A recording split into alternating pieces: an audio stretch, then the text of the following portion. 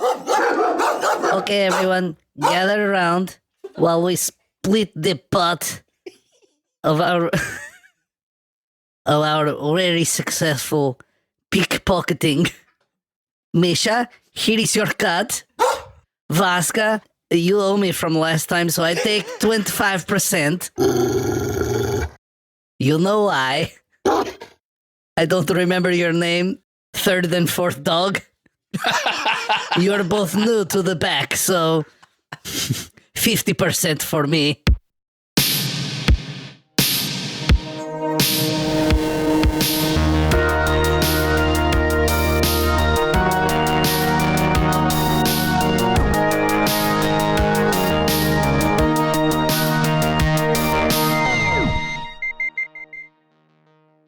Welcome back, everyone, to Delete Everything Podcast, our detective agency where we're gonna come down and unbolt you from the basement where your parents have had you locked up your entire lives and wrap you in the warm blanket of all the things deleted, forgotten, and omitted from history. I am Detective Patrick Wall, and with me, my grizzled veteran partner, Riley Bowen. Oh boy, welcome back to another episode of Delete Everything Podcast. Before we start, thank you to anyone and everyone who has left us a 5-star rating, a review on Apple Podcasts, a comment on Spotify, a bouquet of roses on the windshield of my car. You guys are the real MVPs, and if you're not one of those people, join the ranks, man. Get on whatever you're listening to. Please give us 5 stars. Leave us a review. Leave us a comment. If you have a hankering to do so, get on Instagram. Check us out at Delete Everything Podcast. You will find pictures of this and any other episode on there. Drop us a follow while you're there, and get on YouTube and see us dicking around in our studio and doing fun little shorts and stuff like that. It's usually stuff from our Patreon episodes, little short videos of us just being assholes. And speaking of Patreon, if you have $8... Join our Patreon. We need it. If you have $8, need the money. We got to get a new SD card. We gotta need new markers for our dry erase board. Okay. Yeah, actually, and that now we're already way over $8. So we need money. We need I want to quit my job. I need money. Get 300 of your friends to join our Patreon. Yeah, if you've got $8, man, you can join our Patreon and you will have a grand old time. We've got 60, I don't fucking know, 65, 66 ish. You'll have a yabba dabba do time. Yeah, we have a bunch. Have a gay old time. We have Jesus Christ. We have a catalog of old episodes, and they are all a blast. And we put out new episodes every single week. And they're also a blast. And by the way, they're not quite so historically in depth. They're a little bit more conversational. They're a lot more dick jokey. And shit, we got to go back to today's Patreon and do more dick jokes. They're like 30, 45 minutes long. And sometimes we have to go back and punch in and just add some dick jokes. That we've actually never done that. Today could be the day. We might actually, because we started off pretty interesting, but it got pretty heavy at the end. We really should have talked about dicks more. Yeah, that's what we should have done. Yeah, why did we go the direction we went? Sometimes I feel weird, because my default is when I realize we need to get back to doing jokes is just to be like, Petey Vagini, but okay. So, I was trying to maybe work into a different angle, I don't know. It needs more dicks. No, I mean, our Patreon listeners love the dick jokes. So, I mean, never feel like you should pull back on those. My analogy would be sometimes when I cook crystal meth. No, when I cook. Well, yeah, we all knew when I cook dinner for my family. Fake news. Well, this morning. Okay, this morning. This is a true story. I made omelets for Charlie Magdalena. And I always have this thing I'll make omelets and have mushrooms and onions and stuff in them and all that. But then when I put it on the plate, it looks really bland. And I always say this thing in my head that a cook said to me at a restaurant I worked at once. I look at it, I think it needs red. Because I actually am laughing, but I can relate. You know what I'm talking about, right? Yes, so I can't remember the exact plate that I was making at the restaurant I was working at, but the cook was like, "Hey, it needs red," and I was like, "Is that like a flavor?" He goes, "No, it just isn't going to taste good if it doesn't look good." Yeah, right? I mean, yeah, yes, I get it. You got to make it aesthetically pleasing. Yeah, Sometimes exactly. you look at a plate and like at a dish and you're like, something's missing, and I know it's not the flavor. It's the color. It's the look. There's something from the color palette. And that you don't needs to be on necessarily here. want to do like fucking, you know, like, I don't know, crystallized caramel web or some shit on like the food you're cooking at home. But you can put like a Cajun seasoning over real quick to make it look like you did a little extra, you know? Sure. Yeah. Just like sprinkle cinnamon or some shit. Like, yeah. Yeah. Predominantly, I mean, it also usually just works. Quarter a tomato, put some oil in a pan, Nice and boom easy. on one side, boom on the other side, Yeah. have a little roasted Yeah. tomato on there. Nobody wants grease ass, just fucking buttery eggs with no like look. Yeah, do a little green onion on top. I'm a big you green know? onion. Yeah, big green onion on my eggs. That's green onion just elevates Does it. eggs Everything. like Just everything. crazy. Yeah. Put green onions in an omelet. Chopped green onions elevate most dishes, really. Yeah. Ramen. You make like a nice fancy Oh, ramen. God. You just got to sprinkle it on top. You Looks leave great. the green onions off my ramen, I'm punching you in the throat. Yeah, I'm gonna burn your whole fucking family. But that's anyway. I'm gonna fuck your grandmother. One of my favorite jokes of all time, I think, is from the movie 21 I'm gonna Jump. fuck your grandfather. There's the movie 21 Jump Street where Channing Tatum's trying to like throw up drugs or something, and he's like, "Oh, I need to throw up. Help me throw up." And Jonah Hill goes, "Your grandmother's vagina, and there's a dick going into it."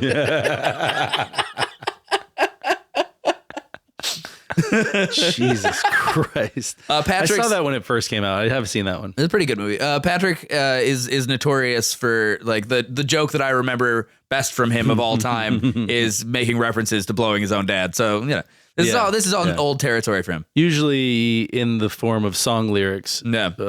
that I change from, just top 40 songs, and I just turn it into something about blowing dicks. One time I blew Blowing my own dad. My dad blowing me. Yeah. You blowing my dad. Just whoever.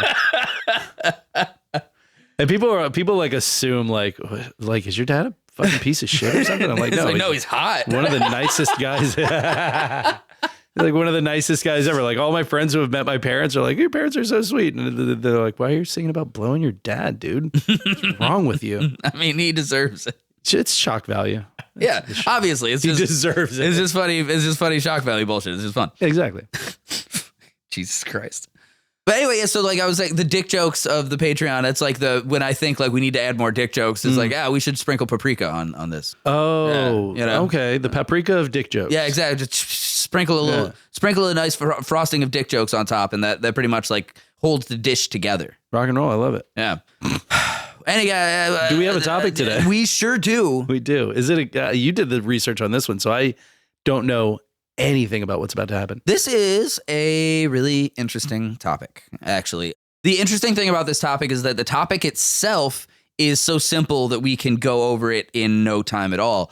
But the instances in which you can explore the different variations of the topic. Okay. That's what's fascinating. All right. So today we're talking about feral children. Okay. Right? So anybody who's ever come across a feral cat, I thought you were going to say anyone who's ever come across a feral child. fucking raise your hand. You know? How many people do we expect to email us about that one? Well, generally, so like this is a really interesting little. If you've come across a feral child, email us at deleteeverythingpodcast@gmail.com. Please, Yes. we want to know the whole story. This is an interesting little dive into child psychology in a lot of ways. And we're not going to really go into the technical aspects of child psychology. Okay. But there's always an argument of nature versus nurture, right? Right. Which we And- talked about recently in an episode. Yeah, of course. We always talk about shit. But a feral child is a young individual who's lived isolated from human contact from a very young age. Sure. And that's like little or no experience with human care at all. Right. Like no human care, social behavior, language. So those children lack the basics of primary and secondary Yeah, they've human been thrown socialization. in a small room or closet and just Well, often the idea of the feral children is like it's sometimes called a wild child, right? So like the idea of like Tarzan of the Apes, raised by apes. Right. What would have been human but was a baby, got taken by apes, raised in the jungle, and is now feral. Right. Feral, if you don't know, is just away from human Stray. influence in general. stray. It's a stray human. Well, when we talk about exactly, it's like the K-pop band Stray Kids. It's like if you think about a stray cat, a stray dog is a stray person. Yeah. No, Brian Setzer, Stray Cats. Exactly. But like, if you think about a stray Go get my cat stand-up bass. or a feral cat, cat is just a cat who has lived a life in the fucking woods, essentially, without being dealt with It's by a domesticated animal that is living so as a wild animal. There are two different kinds, not necessarily, there are two schools of bad choice. When you think of a feral kid, you've got either your wild child or you're just completely undeveloped child. Right? There's two different ways that this happen. In terms of like emotionally, intellectually, without having the influence of humans. Undeveloped because of neglect. Right. Because not undeveloped because of any sort of genetic. Exactly. Yeah. Okay. Sometimes that was what I was trying to differentiate. Are we talking about genetically undeveloped or some cases of feral children that have hints of genetic disability or something like that. Oh, I'm positive there are many instances where like someone will have obviously have like a mental issue of some kind and be left in the woods, Jesus right? Christ. And sometimes they just raise themselves and they'll just eat fucking tubers or something.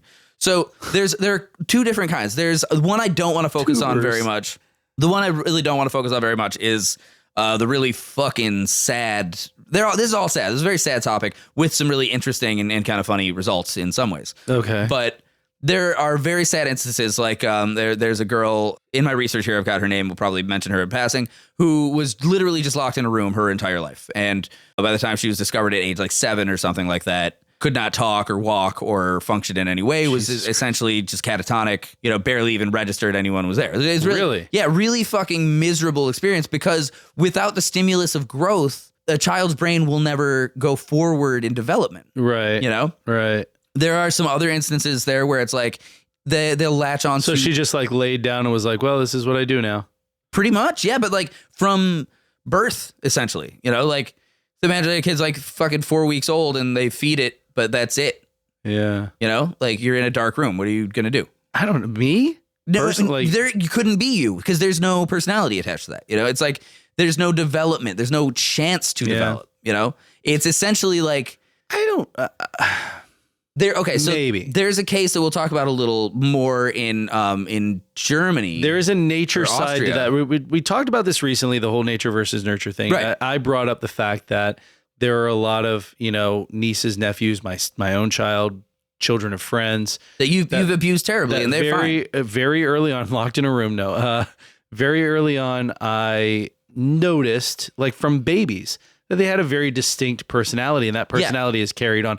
So I would say if you had a sort of natural inclination of being more curious and more like fuck with things, then you probably end up being the wild child. If you are naturally inclined to be a little more just like, I don't want to use the word vapid because that's not. If you're a nice. Stupid baby, if you're so stupid that your parents put you in the vapid. chicken coop, if you're just a little more chill, so dumb that your cool parents don't like you. If you're just a little more outside. chill, some kids are just way more chill. They're way more roll with the punches. Well, that's what I'm saying is there is deliberate child abuse in the form of locking a child into a room. Well, yeah, okay, nobody's arguing that. Well, those kids are still considered feral children because they've grown up without human contact or without anything like that, ability to grow. Right. The nature of human life, of all life on Earth, is to grip onto the nearest thing that will allow you to grow. Sure. That's how, the puppy I have on my lap right now. It's cause and effect driven. Like the dog I have on my lap right now latched onto me at a young age immediately. It's cause and effect. It's action consequence. Right. So if there is no cause, there can be no effect. So if these children aren't given stimulus, their brains atrophy. Right. Sure. But there's another section of that where if there's... And this is like legitimate atrophy, it will do nothing. And there's no way to come back from it. Their brains are legitimately atrophied. Yeah, exactly. Wow. But that's like if you are given no stimulus for years, It makes sense. If you take somebody who's 20 years old and put them in a room for years without stimulus, they might go insane, but they will probably still have a functional mind in a way. Mm-hmm. Right? Like they'll at least understand the concept of eating or talking or something like that. But, these children have no instance of that. So, and those are rarer cases and also the saddest ones. And I really don't want to fucking... I was going to say, what are the odds that you can just like that there's just no stimulus? How do you... It's rare. Like I said, that's got to be rare because, when... It's the deliberate child abuse. There's one case that we'll talk about a little bit. but I don't want to go into it too deep. But there's one Okay, that's like okay. they strapped this kid down, like fucking that's bad. I don't like that Jesus shit. Christ. It's exactly why I'm not going to cover it too much. But there's another one like This is a fun episode. well, it's a sad topic, but there's some interesting moments. Yeah, we get into the case of Caspar Hauser in I want to say Austria. But Caspar Hauser, the evidence around him and the stories he would tell suggests that he was essentially locked up, but had a toy to play with. Okay. You know, he's locked up in like a stable and had like a wooden horse. Oh my and God. just that was enough to, and some people think he was a hoax as well. So, you know, there's a lot of like stuff there. Okay. But the idea of just having a toy to play with gave him enough function that he could learn to be a person when he was eventually discovered. Okay. You know, like just things that of that nature. So when you have a kid who is, you know, given no attention whatsoever, it's just a baby there, whatever. Right. Like if there are dogs or chickens or anything like that around that will accept them, that's what the child will climb onto, because Of course. like ivy grabbing onto a fence. Yeah. trying to grow, I you mean, know? it's some sort of stimulus. Right. It's some sort of like, again, the way that all of us grow is cause and effect. The way that all of us grow is action consequence. Right. And every single time you perform an action, there is a consequence. That's Exactly. Now I know that this is happening, and now I can adjust my thinking to that. So And the thing about this is that like this is an interesting form of looking at human development, because on one hand, you know, if you are raised by people, you can develop very, very far as a human being. If you're actively raised by animals, you can develop quite far as that animal. Like to the point of understanding socialization, having stronger senses. Sure. You know, there was this. I'm not included in my research. There was a thing I saw many years ago. That was about a girl whose like parents were primatologists. So she grew up with chimpanzees, and as a result, would swing in the fucking trees with like baby chimps and stuff as a baby. Okay. And like physically at, you know, like whatever teen age, had much more developed shoulder muscles and stronger arms, and like these like longer fingers from having hung from trees more as a kid, and like she became like a champion wall climber. You know, makes sense. like those like the rock wall climbing competitions. yeah. yeah. Well, she look at was like one of the fastest in the world. look at girls with gymnast bodies. Oh, I do. It's not your classic hourglass female frame.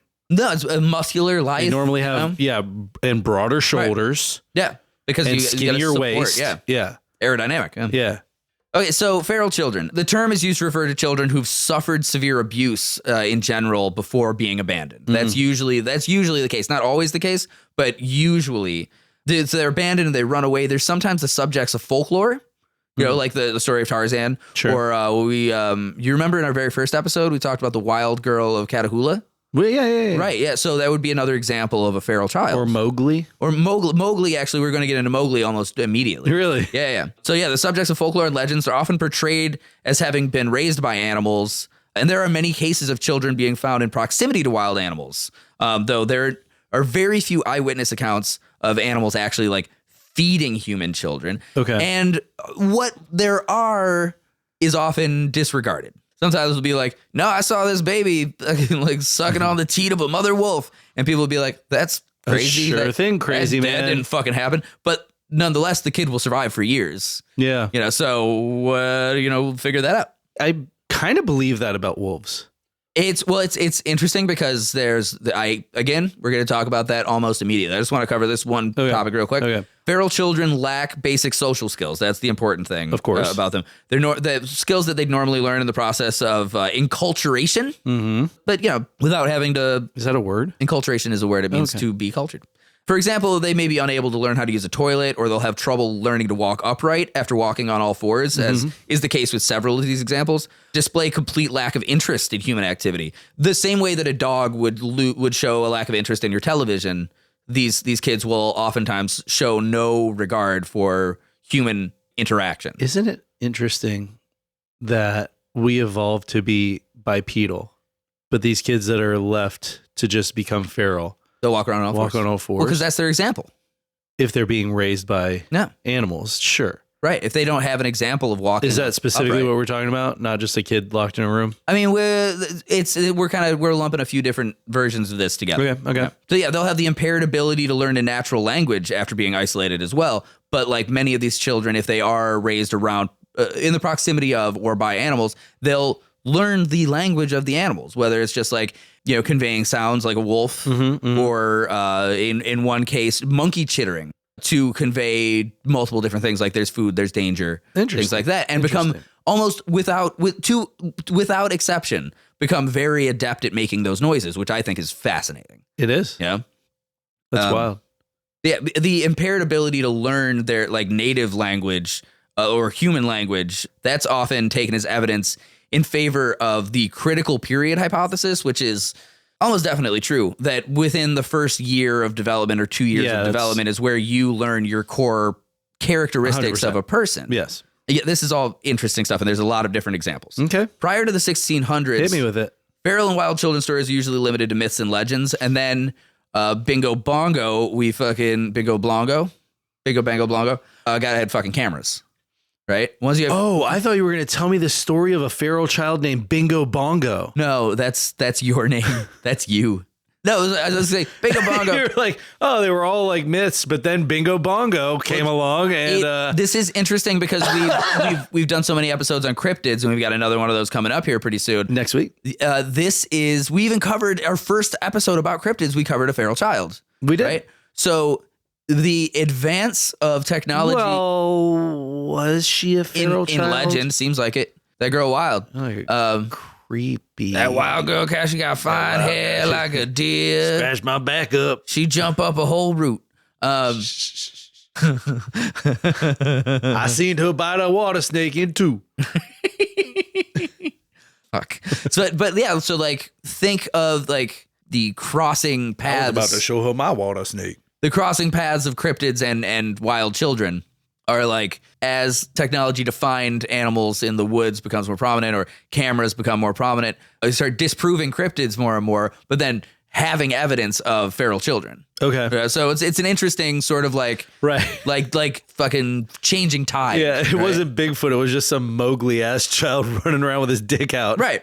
So speaking of Mowgli, actually, there was a child. That was actually based off of? It was based off of a real child, right? based off of a child who grew to be a man, actually named in Dina India. Sanachar. In India, yeah. Dina Sanachar was born 1860 or 1861, and he lived until 1895. Okay. Oh, Jesus. Yeah, he was a That's feral not boy. A very long life. Not particularly. 30, 33, 34? Fucking look at him. Oh, he doesn't look like he's doing good. Nope. So Dina Sanachar. Or he just looks like an Indian kid. Dina, You couldn't say no, because you've seen other Indian children that look like that. the arms of Dina Sanachar was a feral boy discovered by a group of hunters who found him among wolves in a cave in Bulandashar, Uttar Pradesh, India, in February of 1867. Can I be honest with you? Around the age of 6. What? Didn't even know India had wolves. You never read the Jungle Book? I did. It's about wolves. Yeah, but there's all kinds of other things going on in there too. Yeah, tigers. Well, I knew they Bears. had tigers. There's a fucking, yeah. There's a bear. Yeah, bare necessities. There's snakes. There's orangutans. Yeah. Orangutans are India? Bangladesh. Right? Which is we just covered this. right nearby. The hell's that lady's name? God damn it. In the primates. Big ass python. Well, yeah, I guess Burmese python. Duh. Yeah, I mean, India's huge. So Well, India is pretty goddamn big, but like, I'm just thinking like, so anyway, he was discovered around the age of 6 in this wolf den. they don't have pumas. No. The shoes, I mean, that's where they get made, but I'm sorry. That's the only kind of pumas they have there. Rudyard Kipling's novel The Jungle Book tells the story of Mowgli, who's a boy who's abandoned by his parents and raised by wolves. Well, he was taught the ways of the animal kingdom. He never learned how to interact with another human being. Okay. I feel like Kipling took this story and like really Disneyfied it, in a lot of ways, because I mean, obviously, Disney definitely Disneyfied it. Well, obviously the story has got all these animals talking, and it's got sort of like a more in-depth thing. Right. But it's also, it ends, I believe, with Mowgli moving back to live in the Yes. human village with the Yes. fire flower and all that kind of stuff. Yeah. It was adapted Because he into saw a what pretty films. girl getting water at the river. Yeah, it ends on an uplifting message And he got about a boner. self-discovery and harmony between human civilization and nature. However, Few people know that it was based on a tragic true story of 19th century Indian man Dina Sanichar. He was often called the real life Mowgli. He was raised by wolves, spent the first few years of his life thinking he was one. Okay. Right. So he was taken out of the wolf cave by hunters in February of 1867. And in a real bummer ass moment, all of those wolves were killed. Well, of course they were. Yeah, of course. That's how the real world goes. That's right. Take the Disney out of it. That's the real world. Do we know when he was, I'm assuming, abandoned and not lost? I mean, he was essentially when he was born. So, he was like 7 years old and he was found in 1867. So 1861, maybe, right? Hunters discovered him, killed all the wolves, and they took him to a nearby orphanage. And their missionaries tried to teach him all the things he'd never learned as a young child, starting with walking and talking. Okay. Because he walked on all fours and growled like a wolf and he made at the moon. However, the gulf between human behavior and animal instinct proved too wide for Dina Sanichar to overcome, and it does not end the way Disney ends it. Well, he made another 27 years after coming to, human civilization, I guess, quote unquote. What? He was found at 7. Yeah. He died at 30-something. Yeah. So he made another 20-something years. Yeah. Well, yeah, but he wasn't. What were those years like? Well, here we go. During his stay, am I going to regret asking? I wouldn't say regret. I mean, it's a pretty kind of a self-fulfilling prophecy here. It's like once those developmental years have passed and you're a fucking wolf, you're pretty much a wolf. Yeah. Right? During his stay at the Sikandra Mission Orphanage, Dina Sanichar was given the name Wolf Boy. The missionaries thought it suited him because they believed he was raised by wild animals, right? According to their accounts, Sanichar's behavior resembled that of an animal, much more than it resembled a human. He walked on all fours. He had difficulty standing on 2 feet. He only ate raw meat and he gnawed on bones. Right? The facility with which they got along on 4 feet is... okay, hang on.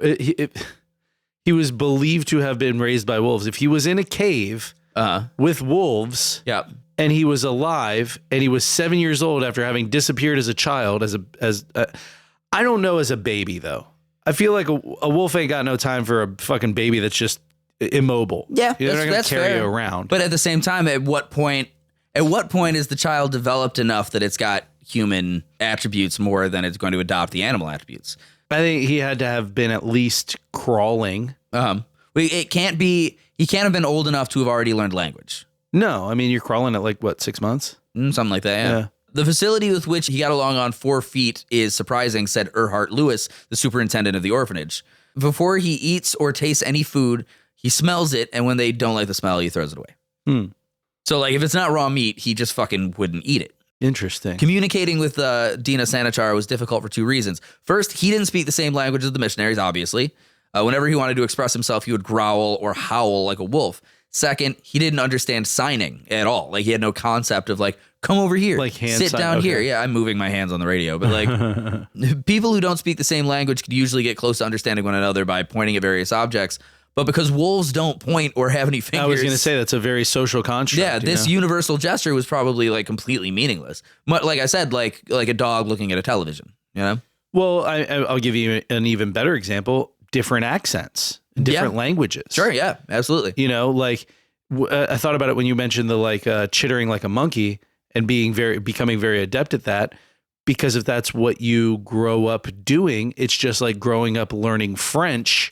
And then at whatever age you start learning English, and you do this because it doesn't make sense to say, to say it in a regular. You probably don't laugh like ha ha unless you've been raised in France, you know. Right. I'm saying like suddenly that becomes an impediment. That's why people, even like my mother's lived in the U.S. longer than she lived in Brazil. She moved here at 30. She's 75. She just cannot. She still has a very thick accent because making those sounds is just. Natural. It's what it is. It's just not the like speaking speaking with no Brazilian accent is just too difficult to like. I have a friend. My friend Miles, talented woodworker in Jacksonville. Yeah, I know Miles. Yeah, you know Miles. Miles is cool.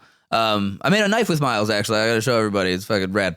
Okay. But he's British. He was British. He's born and raised in England, and he came to America in like high school. Okay. Right. So he had a thick or mildly thick British accent for a good portion of his young life. He still says some words every now and then, but for the most part, he's got a totally non-regional dialect. Yeah. because I guess just over time, it just kind of, I don't know if it took like actual efforts to mask. Yeah. But like, I'm from the Midwest, and I talked a lot more like this when I was younger. Like, when I go to my Louisiana, nasally stuff is really up here, but then now like I do this. But but I smoked for like 30 years. Probably if you go back up there. Oh, it happens. I get up there real quick. Same thing whenever. Real quick. Oh, you betcha. Same whenever I go back to. You betcha. Yep. If I go back to New Orleans, I get real fucking real Cajun-y real quick. So Sanichar eventually learned to understand the missionaries to a point. He never learned to speak in any way. The sounds of human speech are just fucking nonsense to him, right? So the longer Sanichar stayed at the orphanage, the more he began behaving like a human. He learned how to stand upright, and according to the missionaries, he began to dress himself. Okay. Some say he even picked up the most human trait of all, smoking cigarettes. That's not true. Monkeys smoke cigarettes. Interestingly enough, I know. Interestingly enough, Dina Sanichar was not the only wolf child living at the Sikandra Mission orphanage at the time. If Superintendent Lewis is to be believed, he was joined by 2 other boys and 1 girl who are also said to have been raised by wolves. I'm doubtful about that part of the story. Yeah. But I mean, like, it's pretty easy to be like, yeah, take these retarded kids and just say they were raised by wolves. Probably. People will fund us. Especially in the 1800s. Yeah, exactly. According to one geographer, the orphanage took in so many wolf children over the years that then they no longer looked up when another kid was discovered in the jungle. Quite the contrary, the discovery created no more surprise than the delivery of the daily supply of meat, which they would give to the fucking wolf children. Another wolf kid, whatever. Yeah, meat coming off of one truck, some friggin' jungle kids out of the other truck. Stories of children. Bring it all in. Stories of children raised by wolves have popped up all across India forever. In most cases, I'm still floored that India has wolves. Well, they do, bud. They sure do. I would have never thought it. It's like a fucking mostly a continent. Like it's a huge. Yeah, but wolves are typically cold weather. Animals. Yeah, India's not cold. India has plenty of cold weather, dude. Yeah, I guess they got some mountains and shit in the north. Okay. Of course. All right. Mr. Maps over here. I mean, the maps don't have the animals on them. The topographical maps have elevation. Yeah. Okay, the maps in Red Dead Redemption 2 have the animals on them. Tell me that you have thought about wolves being in India before now. Yeah, I read the fucking Jungle Book. The Jungle Book was a fictional fucking novel. Didn't make up any animals that are in it. Didn't say like, hey, they're fucking bison. Didn't say there were any bison in there. Well, for all I know, now there are bison in there. There aren't. So yeah, a lot of people believe that some of the missionaries may have invented wolf children for media attention. Okay. Others hypothesize the children may not have been raised by animals. They actually were just like physically or mentally disabled. Yada, yada, yada. Okay. Well, many other details of Dina Sanichar's life cannot be verified. Those of some other feral children can. Here is a story about a young lady from Ukraine named Oksana Malaya. Oksana Malaya is an interesting case because she's a feral child who's been on video. Really? Yes. Like she was born in 1983. Indian wolves just look like coyotes. They're just fucking whatever. The dogs, big they're old like little puppy dogs. They're smaller and they're not as floofy. Yeah, they're fucking wolves, whatever. That literally looks like a coyote. Yeah. Okay. Pussy wolves. I didn't say not that. Hardcore, probably still like wreck your fucking shit. Timber wolves are hard. Yeah, not American wolf. I mean, that's a fucking wolf right there. That's a wolf right there. Gray wolf. North American gray wolf right there. I'll tell you what. Put that motherfucker next to one of them Indian wolves. See who the fuck comes off of that shit. So yeah, Oksana Malaya was born. They're fucking adorable though. They are really cute. Cutie. They look like my that picture is attached to an article that says wolf attacks in India. Hell yeah. My husky, goes through different phases of the year with fur. Like she just had a big blowout. But like in the summertime, she's really svelte and skinny and looks like that. So Oksana Malaya. You ever had a blowout? Nope. We're not doing Slave Master. John Edward Robinson, ladies and gentlemen. Okay, go on. Tell me about Svetlana Patinka or whatever her name is. Svetlana Patinka? The Ukrainian feral child. Oksana Malaya. I was not that far off. You said Mandy Patinkin. I said Svetlana Patinka, and you said Oksana Malaya. This is different. It's the same amount of syllables. All right, fair. So she's a Ukrainian girl. She was born in 1983. Okay. She was raised by stray dogs. 1983? Yes, 1983. That's why she has, because I said she's on video. Yeah. Like, she's on like video. Wow. Yeah, there's interviews with her. Younger than I am. She's still alive. Well, yeah, I hope so. So she was raised by stray dogs after her alcoholic parents left her outside when she was just a baby. Oh my God. When she was taken into custody by social workers, she couldn't speak and moved around on all fours. After years of therapy, Oksana learned to speak Russian. She now has a boyfriend and works on a farm caring for animals. Good for her. Yeah.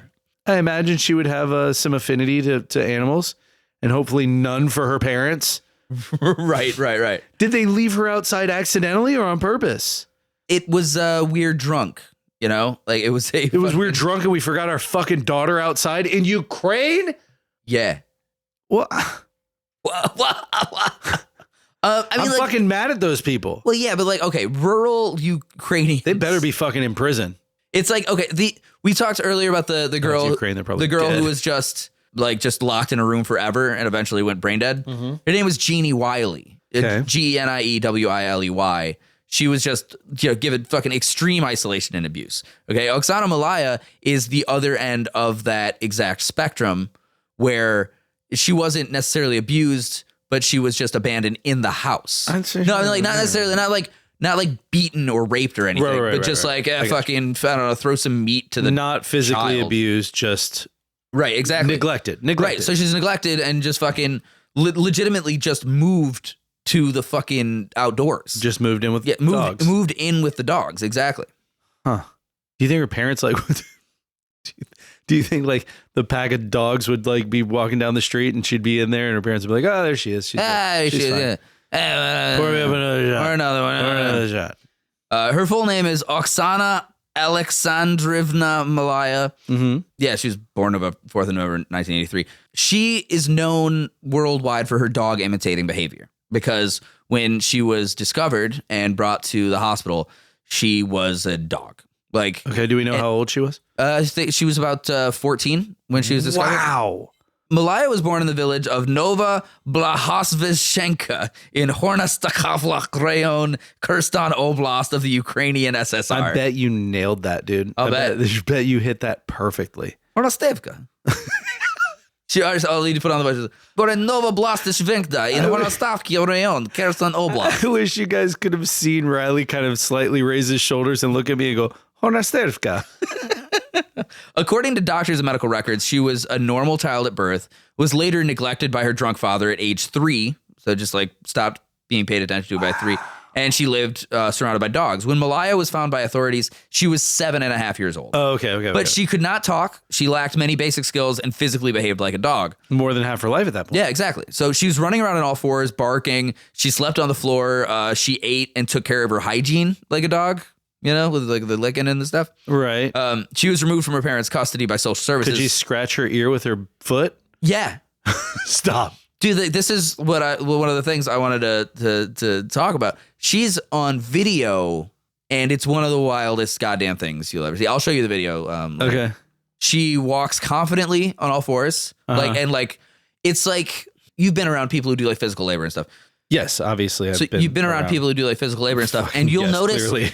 You'll notice, and I'm sure you have that. Like, I'm sure that was a rhetorical question. Yeah, of course. Yeah, I'm just setting context. Heard. Like shorter people, like myself, right? If we're gonna do heavy lifting or like moving like big physical objects, like say like a big sheet of drywall. Okay. Right. You as a taller person will probably do the double hand grip, lift and move. That's exactly what I do. Exactly. Right. It's almost like you've seen me do it before. Yeah. Right. Well, I'll usually cut the fucking drywall and like move it awkwardly as a big piece that I carry. Right? I vice grip, me and my grip strength. Right. So I vice grip, I lift, and then I kind of toss it up and keep one hand there and then grab it by the bottom on the other. Right, which is great, but you've got the reach for that. And I'm strong enough to do it. It's just like my reach is you'd be a lot more like. And if I go to lift the drywall with just the vice grip, I'm working my shoulders real hard. And I've got shoulder problems now because of doing shit like that forever. Gotcha. So much in the way that in construction you have to adapt your style to like move items and shit like that. Of course. She adapted her style of dog walk. Okay. So it's like she's got her 2 feet are like lined up perpendicular. Okay. And then she walks on her hands, and it's almost like a tripod thing. But it's quite fast, and it's still like it mimics like a dog, but in a way that her physicality works with much better. Okay. Right. So that's like interesting. It shows like this strange development more to like pick up speed than it is to be like a perfect representation. Right. Somebody faking that shit would have just faked being a dog, you know? Right. Would have just been like, they walk like this, I'll walk Exactly. like this. Okay. So there's that. She showed happiness and expression more through panting. She doesn't have a tail to shake. Huh. You know, so I don't know how to really like say it, like, but she's like a shapely young woman, like in these videos too. So it's like, it's kind of unusual to see just in general, because it's, you know, it looks physically very normal, but like it's doing all this like behavioral weirdness and like panting like a dog and smelling stuff and licking herself. And like, it's bizarre to watch because it's perfect impersonation, because it's just kind of who she is. Interesting. And then in other videos later, after she learns Russian and stuff like that, I can't shake the feeling when she's talking, because she becomes quite eloquent, but like emotionless. It just feels like they taught a dog to talk. Like it's hard to describe like that, but like she's talking about her memories and things like that. And it's very much like just, and then my father put me in with the wolves. What do you think her favorite sex position with her boyfriend is? Missionary, probably. Because she spent so much time in the mission. I mean, the obvious answer is reverse cowgirl. Exactly. Yeah. But yeah, it's just like, but also humans like that. So maybe it'd be a completely when it all different comes thing. down to it, baby, you and me, we ain't nothing but mammals. I hate that you did that. What do you mean?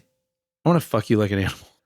So anyway, so like, yeah, you get like she when we're the worst. When she's talking, it's like, you know, just emotionally detached. There's no like inflection to anything. She's just relating a memory. She's like, my father put me outside with the dogs. I spent time with the dogs. The dogs taught me to find food. When it was cold, I slept with the dogs. Like, it's just fucking not just matter of fact. It's just like, there's no semblance that there should be an emotion attached to it. It's crazy. But then you do get emotion from her in some other conversational pieces where she's talking about like, I don't spend time with humans because they don't like me or understand me. I spend time with dogs. And like, then it shows videos of her literally just walking a dog or hanging out with a dog. Well, you said she works in like a animal like shelter or something, right? Did I say that? You did. You said she has a boyfriend and she works. Oh, shit. Okay. Some sort of animal. Yeah, you're right. Sorry. I was just passing through that information. But yeah, so like she's more comfortable around. Well, yeah, because dogs, when you right? said that, the first thing that I thought was, well, that tracks. Yeah. She'd have like an affinity toward that. Right. So yeah, so when she was discovered, she was running around on all fours. She slept on the floor. She ate to care of her hygiene like a dog. She was eventually transferred to a foster home for mentally disabled children in Barabal, which is rural Ovidiopol rayon of Odessa Oblast.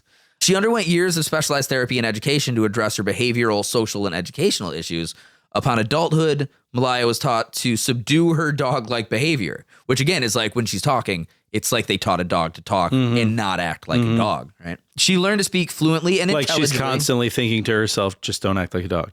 Pretty much, yeah. The sentence, don't it's act like exactly a dog. like, I feel like if she's sitting up straight in a chair, like as soon as no one's looking, she's going to get down on the floor and all fours, you know, like right. She works at a farm. She milks cows. She remains somewhat intellectually impaired. Like obviously reading and writing is very difficult for her. In a Channel 4 documentary and in the Portuguese SIC channel documentary, her doctors stated that it is unlikely she'll ever be completely rehabilitated in normal society. In 2001, Russian TV channel NTV. I want my NTV. I want my NTV. I want my NTV. You have MTV, we have NTV. Is one better? We must move. Is one better, stupid American? We must move microwave ovens. I want that TV. Okay. You make OTV, we make PTV. Watch out. KGB killed the All-Star. So they made a documentary because about he did not play right music. Next time, listen to state-sponsored list of music you can play. So there have been multiple articles from the press about her life. In 2013, Malaya gave an interview on national Ukrainian TV and on a talk show called Havorit Ukraina, where she talked about herself and answered questions. During the show, Malaya said that she wants to be treated like a normal human being and is offended when others call her dog girl. Okay. Sure. She said, I'm not an animal. I am a human being. Right? I can see how you would probably I am be like, not animal. I am human being. I could see how you could probably, like, once you assimilate into society, go, can you fucking stop calling me dog girl? I've followed all your rules, you fucker. Right. She said that she wants her brothers to visit her more often because she has siblings. And she has siblings that her parents didn't leave outside? Yes. Her main dream in Christ. her life is to find her biological mother. She has been reunited with her biological father that was on like a state television special. And it was like they had like an awkward hug. And he was kind of like, I don't want dog girl. It was like, oh my it's, God. it's pretty, I don't pretty like fucked that. up. I don't like that. But she seems to be living like a fairly... Why was he even in a position to reunite with her? He should be in prison forever. Is Russia. Is Ukrainian state secret. Yeah, I mean, they drink vodka. Yeah. They drink vodka, make dog girl. Yeah, they've never been harsh about sentencing. We all know that. They've never kind of been over the top on, handling shit. Even in modern times, in parts of the world like that, it's like there's no real stigma attached to it. I'm sure, and there's plenty of like people in that area who are just like, yeah, they have dog children, whatever. Yeah, I will buy dog girl for 20 ruble. You know, He's not so bad. If child is can she difficult, wash- you leave outside. can she wash potato? Everyone do it. We just mostly bring back inside later. You know, like stigma and shit like that. It's interesting that we live in a time where we're even concerned with the humanity of children like that, because for most of human history, it'd just be like, what a fucking freak. Yeah. Right. Yeah. Like, for instance, we have this guy, Peter the Wild Boy, who became a human pet. Right. So he's discovered naked and alone in the German wilderness in 1725. Peter the Wild Boy was about 11 years old when he was rescued. It's believed that he was abandoned by his parents, who likely couldn't afford to raise him. This is your classic leave the baby in the woods. Sure. Yeah. Right? Yeah. After he was discovered, Which I imagine happened for a larger portion of human history than it hasn't happened. You know what I mean? He wasn't necessarily known to have been raised by animals, just lived in the woods for a long time. Right. Okay. After he was discovered, everyone called him Peter, but no one knew what his real name is. Like many feral people left to fend for themselves, Peter was unable to talk, and he hated wearing clothes. The year after he was discovered, Peter was about 12. Right. So he was 11 when he was discovered. Heard. He was transported to London, where he would become the human pet of King George I. Stop it. There, the wild boy ran around on all fours and picked the pockets of courtiers at Kensington Palace. Sometimes he would also steal kisses from the courtiers. Huh. Right. Uh-huh. I mean, there's still that biological imperative, right? Yeah. Yeah. Having a, what do we know about royalty and the British and little boys? It is widely believed that Peter had been raised by wolves or bears, as his behavior made it clear he'd not spent much time with people. The Age of Enlightenment made Peter's condition all the more fascinating to English high society, as they questioned what it meant to be human. Meanwhile, many in the palace grew tired of Peter's antics, especially his poor table manners. Oh, my God. They're like, this motherfucker. What? Yeah, poor table manners. I've grown tired of Peter's antics. Throw him back in the woods. His table manners are atrocious. In poor table manners, he insisted on sleeping on the floor, and that put some people out. Oh, what? Who fucking cares? Well, this is... He sleeps on the floor. He doesn't even bugger well anymore. Eventually, the court paid for Peter's retirement at a farm in Hertfordshire. Now, I've grown tired of this wild boy. Send him to the farm. Now, in a book that I would write, I would then have him killed and eaten or something. And because the children would be like, what happened to Peter, Papa? No, I would be like, we sent him to a nice farm upstate, you know? But he spent I would have the guy who runs the farm be some absolute badass who trains Peter, and then Peter goes back and murders everyone at the castle and leaves the king's children for second to last in front of the king, and then kills the king, and then becomes the king. Like, wears his skin? So after he went to the farm, he spent makes the whole country sleep on the floor and have bad table manners. This is the copy I'm reading. I'm not really co-signing this version of story. Heard. He spent the rest of his life surrounded by kind farmers, but he was forced to wear a collar that read, Peter the Wild Man of Hanover. Oh my God. Whoever will bring him to Mr. Fenn at Burhamstead shall be paid for their trouble. Wow. Yeah. So he was surrounded by kindly farmers, and he was made to wear a collar that said, hey, if he gets out, bring him back, I'll pay you. Yeah. Peter died in 1785, and he was buried in the cemetery of St. Mary's at North Church. Since then, experts have used Peter's portraits to hypothesize that he had suffered from Pitt-Hopkins syndrome, which is a rare genetic condition that causes distinctive facial features as well as an intellectual disability, tragically explaining why his parents probably abandoned him. Right? Oh, God, that's terrible. We'll be right back after these messages. What are the messages? Don't worry about it. Let's ask them kids. Hey, everybody. Say hi to name redacted, age redacted, from location unknown. How are you today? I'm okay. I got a couple of questions for you. Is that okay? Yeah. Okay, first off, what's your favorite animal? Cats. You like cats? Yeah. Now, can you imagine what it would be like if you were raised by cats? How do you think you'd act? Weird. Weird in what way? What do you think that you would do? Crap in a litter box.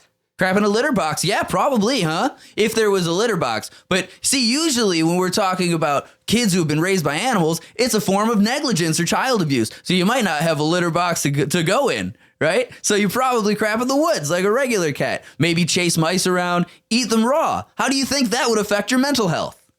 I don't know, it'd be a lot different. Yeah, and then you got to think, of course, you'd live a lot longer than what you would consider your loved ones. So you'd see multiple different generations of cat. And then you'd be thinking, oh God, why do I live? Well, everyone I love around me dies. Oh. Doesn't that sound fun? No. Well, thanks for coming to talk to us. And we're back.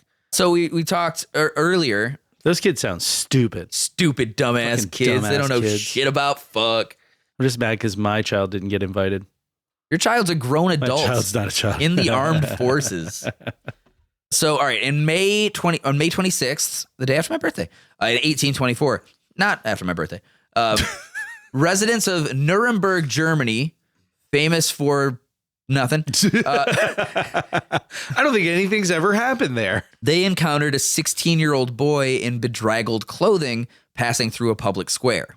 The mysterious teenager appeared to be unable to read, write, or recall anything about his life, except for that his name was Caspar Hauser. Mm-hmm. Hauser carried 2 letters in an envelope that initially seemed to clarify a few things. The first letter addressed the captain of a local cavalry and asked him to place the boy in his regiment. The second was dated 1812. Mind you, it is 1824? 28. 28? So a full 12 years, or 16 years. 12 to 28? Yeah, 16 years. The 16 years, 14 years. That's 16. 8 minus 2 is 6. Bad with numbers, buddy. So the second letter was dated 1812 and was supposedly written by the boy's mother. It explained that the boy's father had died and reiterated that Hauser must join the military. So this guy's carrying 2 letters from 16 years previous. That sounds like bullshit. Okay. But that's what he had. When authorities took Hauser into custody, they found... How old was he when they found him? Ish? 16. Okay. So letters from when he's a baby. When authorities took Hauser into custody, they found him... Did he just carry these letters around for his whole life? Do you want to fucking hear... No, because I want to pick this apart. How would he know the importance of letters? Think he's just walking around with letters? There's more to the story. This is an enigma. In fact, our friend Werner Herzog wrote and directed a movie called The Enigma of Caspar Hauser. Okay. Right, which is All right, fascinating. Because, I mean, obviously, Herzog being such like a studious student of human condition, yeah, his idea of a feral child is a fascinating... Was the song in the closing credits Return to Innocence? Yes. No, it was Orinoco Flow. So when authorities took Hauser into custody, they found him repulsed by all food and drink save for bread and water. Strangely, he also walked as though he'd only just learned how to, and in the rare instances that he spoke, he mainly mumbled about horses. Made a ward of the city, Hauser was eventually put in custody of a British nobleman named Lord Stanhope, not to be confused with Doug Stanhope. I don't know who that is. He's a comedian. Incredibly, just weeks after his rescue, Hauser apparently learned to read and write. He would later claim that he'd been raised in a small room without light until an unknown man guided him to the outskirts of Nuremberg. Uh-huh. Observed by poet and professor George Friedrich Daumer, Hauser began to reveal more shocking details about his upbringing. He explained that he'd been brought up in a prison during his early years, then also mentioned a detailed dream that involved him living in a castle. I don't believe any of this shit. That's okay. Okay. It's historical stuff. Okay. But, you know, it is what it is. I'm not going to trust allthat'sinteresting.com too much on this topic. You know? Mind you, I've got multiple pages up about Kaspar Hauser. That site is full of shit. I mean, it's mostly this particular site, allthat'sinteresting.com, is kind of like reading those 10 secrets to remove belly fat. Yeah, it's like a BuzzFeed article. Yeah. There's more Kaspar Hauser. Let me see. Let me switch it over to. Do I have this one open?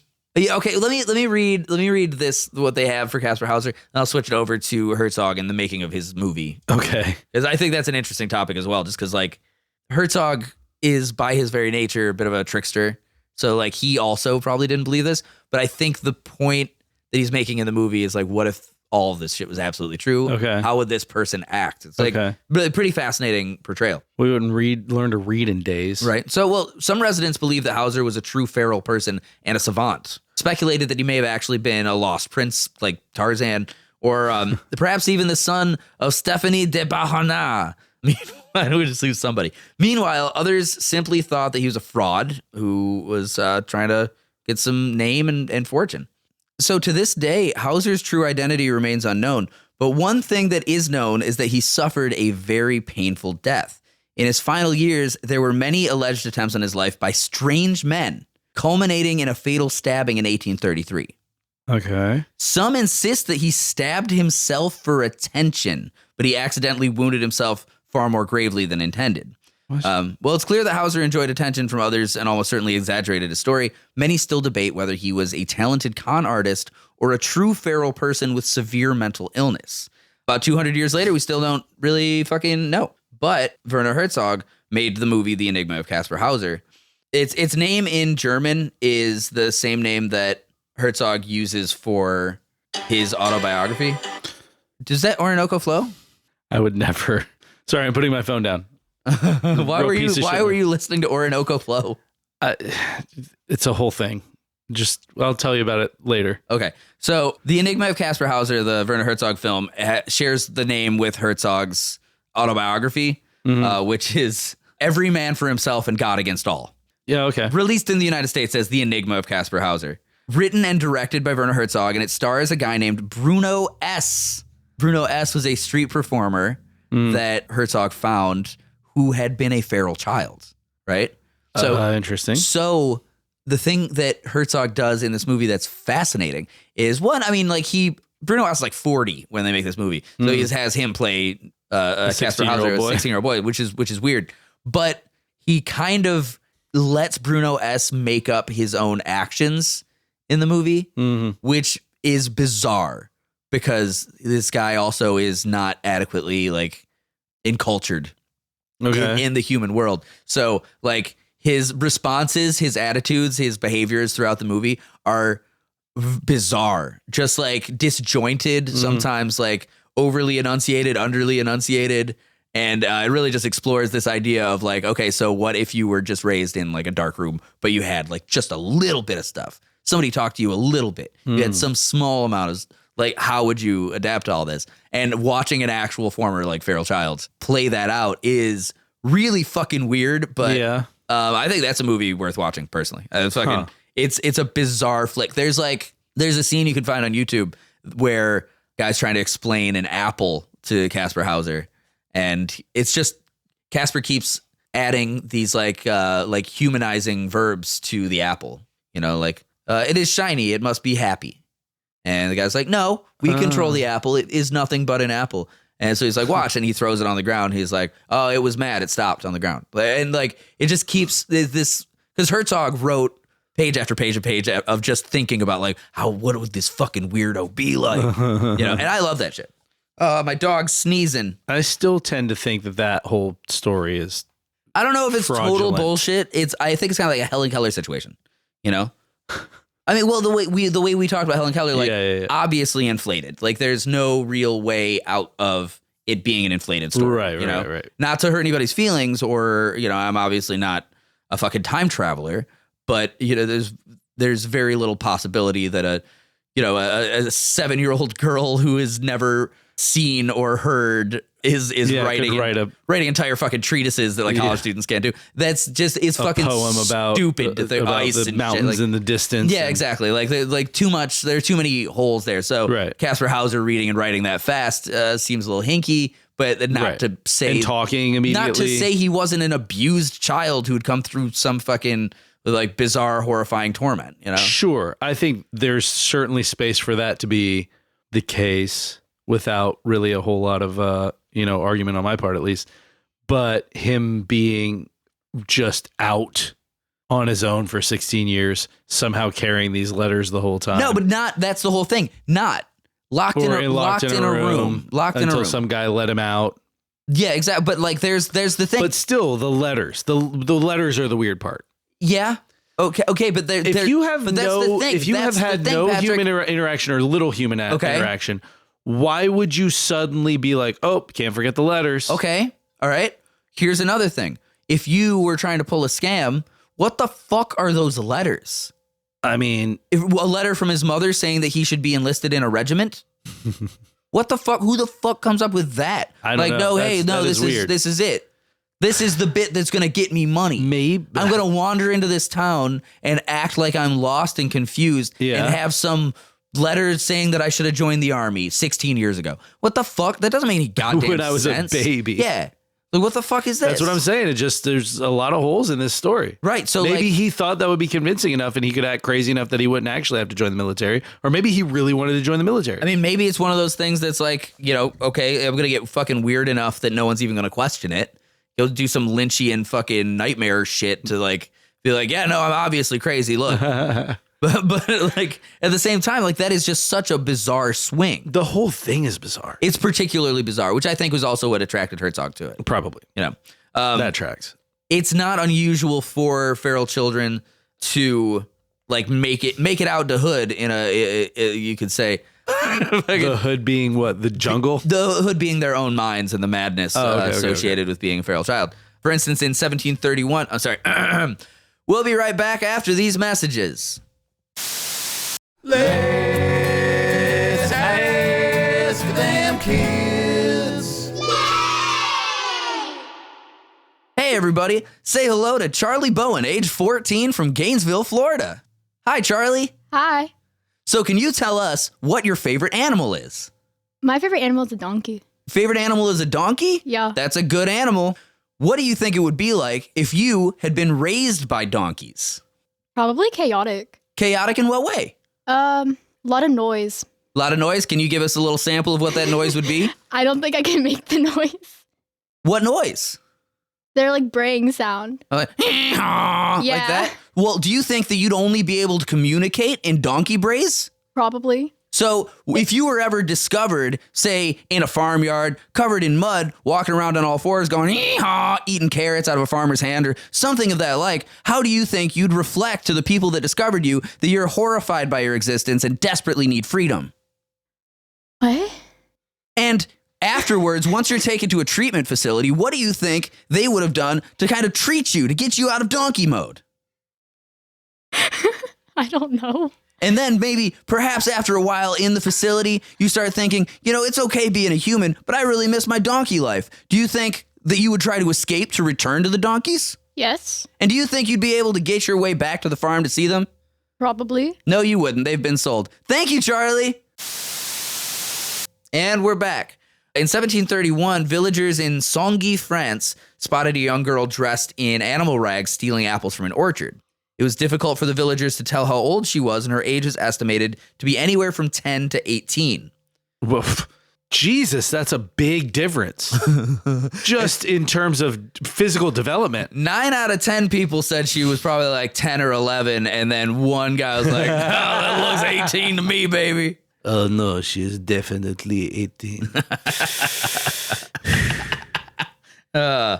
She looks perfect. So the villagers were like, oh, this bitch is stealing our apples. So they sent out a dog to as one does. Send a dog out to her, a bulldog. She killed it with one fatal blow of a club that she had. Wowzers. Right. Just like, oh, dog, clunk. Right. And then she escaped into the woods in moments. And it probably wasn't even an attack dog. He probably just wanted to get pet. Hey, what's going on? She's like, bunk. Wait, was it a French bulldog? That puts a different spin on it. Just fucking just crunches a Frenchie. Just labored breathing up to her. She's like, oh, the fuck, and stops it. So the villagers captured her, and they soon realized she didn't speak any formal language. Instead, she communicated much like an animal, often howling. Okay. She was hospitalized in Chalon. She was baptized as Marie-Angélique Mémie Leblanc. Hate that. Why? Because it's French? No. Why do they? Why is that like the first thing we're doing? I mean, maybe they were just giving her a bath. Let's and get her somebody was like, they're like, hey, well, you're on. That's not how Catholic baptism goes. Well, she's but taking a bath. Just hold her down for a second. You're thinking of like Baptist baptisms. Catholic baptism is just pouring a little water on your head. I thought it was like pouring some sugar on you.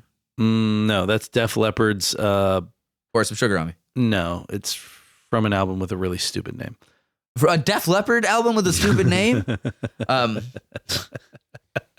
So she was hospitalized in The Chalon. band that said, "Oh man, I'm sorry you lost your arm." No. We're not going to get a new drummer. You're fine. We're gonna You're tape fine. that stick to the stump, buddy. My favorite thing about that is that drummer sucks. It's so good. It's so good that he was already kind of mediocre, and then he lost an arm. Yeah, He and lost still an arm, played and the they same. still Played the same way. Still sucks. It's not like he was so good that he wasn't Neil Peart like fighting. Not at all. He wasn't Neil Peart drumming through a brain tumor. He was just like it's just some jerk. I mean, probably a lovely fellow, but Marie-Angélique Mémie Leblanc. Doctors and other experts immediately moved towards civilizing her. It was clear that she'd only been eating raw meat when doctors fed her cooked food. The doctors fed her cooked food, and she went to eat it. Her fucking teeth started falling out. oh my god! By the way, the album name, Hysteria. Is it HISS Teria? No, it's spelled correctly, unlike the name of their fucking band, but also No, it's like Def Jam. So the feral children's origins, or the feral child's origins, were only revealed in 1755 when biographer Marie Catherine Homacel Hache. that's not a name. Homacel Hache. Okay. HECQUET. Hache. Wait, say it again. It's Homacel, HOMASSEL. Right, the last one that you can't pronounce the right. hyphen HECQUET. Heche. Catherine Homacel Hache. Hake. Hache Courts. Published an account. Well, she published a book called "An Account of a Savage Girl" in collaboration with LeBlanc. So, a Native American girl, LeBlanc had allegedly been painted black and sold as a slave in Wisconsin. Oh my! What year is this? This was, where was I here? Nobody was like, that looks like paint. Let's check real quick. 1731. Okay. All right. So, yeah, she was Well, Wisconsin wasn't a slave state. 1731. Wisconsin wasn't a state Yeah, at all. and a French territory, probably, Yeah. right? So, It wasn't in anything territory. It was fucking native territory. well, whatever. LeBlanc had allegedly been painted black and sold as a slave in Wisconsin at age 7. Sold to a French woman, LeBlanc was put on a France-bound ship. Many believe that the boat in question was shipwrecked, and LeBlanc washed ashore with another girl, and from there they both became feral people and slept in the wilderness, surviving on raw squirrels, foxes, and rabbits. And at some point, the pair separated, and LeBlanc was eventually captured. Interesting. Despite her traumatic start to life, LeBlanc would eventually regain her health while in the hospital. Even more incredible, she soon learned to speak French under the tutelage of several patient teachers, apparently regaining linguistic abilities that had been lost for quite some time. And this is how long after she's found? Like within like a year or so. know? Okay. So like here's the thing. So she was sold when she was 7. Yeah. Right? Yeah, that's not completely unbelievable. If she was already, she was a native living in the Wisconsin area. Mm-hmm. At 7 years old, she's probably well versed in like woodcraft stuff. Sure. You know? Ends up, shipwrecked in Already France. speaking. Yeah, it ends up shipwrecked in France, which is not exactly a dangerous jungle of a country. And yeah, so like it makes sense that she didn't lose too much of herself in the woods over that time, None of that is unbelievable. Yeah, exactly. I mean, it's unbelievable in the sense of like, holy shit. But I mean, So she was gawked at by intellectuals and high society people in France as like a savage who'd become refined. Mingling with nobility, LeBlanc was given a generous allowance by a duke and permitted to explore Europe for a brief period of time, and then even tried her hand at becoming a nun, which she did not find her liking. While the duke's death in 1752 left LeBlanc without financial recourse, she was soon able to secure other patrons thanks to her numerous wealthy connections. And by the time she died at age 63, yeah, I mean, she was a celebrated celebrity, right? Yeah. So by the time she died at age 63 in 1775, just missed the Declaration of Independence. So close. She was she would have loved that. She was notably wealthy herself. It was said that she preferred to wear silk and velvet clothing and still maintained a certain wildness in her appearance, which I'm pretty sure is just being brown. Unkempt bush. That 70s bush. That's 1770s bush. 1770s bush. That's just good networking. Yeah, that's great. Good job. It's like kind of like the Pocahontas story, but she doesn't die of disease. But also then that circles it back to okay, you've been just out in the wilderness for long enough to be kind of wild, but you've real quick just snapped back to let me use these connections. It's a pretty get rich. It's kind of a fascinating story because it's an adventure story in itself. Think about it like this. Although maybe maybe there wasn't the thought of let me use these connections to get rich so much as it was just hey, can you help me out? And then we'll just go over it real quick. Here's a summary of her life from French surgeon author Serge Arole. He had a second book called Enigma. How do you say enigma? L'Enigma des enfants lus. Enfant lu. I don't know how to say it. It's the enigma of the baby wolf or the wolf child. Une certitude biologique, mon idée archive, 1304 to 1954. This guy's speaking every language. Yeah, but he's saying the mystery of the wolf child, essentially. These archives suggest that the only feral child who survived in the forest for as long as 10 years without irreversible deterioration of body or mind was an Amerindian, as American Indian, of the Renard or Fox people. She was brought to France from Canada by a lady who unfortunately arrived in Marseille during the bubonic plague. Oof. Having escaped... Not the right time for a visit. Having escaped the plague that should have killed her, Marie Angelique walked thousands of miles or kilometers through the forests of the Kingdom of France before being captured in 1731 in the province of Champagne. As otherwise, it's just... Sparkling France. Yeah. In a state of savagery. During those 10 years, she did not live with wolves, but survived them by resisting their attacks with a wooden club, and another weapon is a long stick with a sharp metal tip that she either found or stole. When she was captured, this black-skinned, hairy, and clawed huntress was showing some characteristics of regression. She knelt down to drink water. She had regular sideways eye movements similar to nystagmus, which is the result of the result of hypervigilance and just wandering eyes, So she's just eyes darting back and forth. Yeah, just constantly, feral shit. As a result of a life lived in a state of permanent alertness. However, this girl overcame an extreme challenge harder than the cold, wolves, or hunger. She recovered the faculty of human speech after 10 years of mutism. Despite Arole's speculation that she was 19 years old and she was captured, a printed text, Heco's Histoire d'un jeune filet sauvage, claimed that she was 10. That's what. So that she was sold at 7, put on a boat to come across to Europe. Right. Maybe or maybe not shipwrecked. Right. Multiple claims of her either being 10 or 12 or fucking 18. And then. So that's a muddy area. I think she was probably closer to 10 than or 18. 12. Yeah. Maybe 2 or 3 years in the woods or something like that. Which is a long fucking time. It gets cold in France, baby. How do you not know if somebody's 10 or 18? That's crazy. Girls back then aged fast. Maybe now I believe all those guys that had to sit down and talk to Chris Hansen. No, I thought she was for real. First, I thought she was a slave.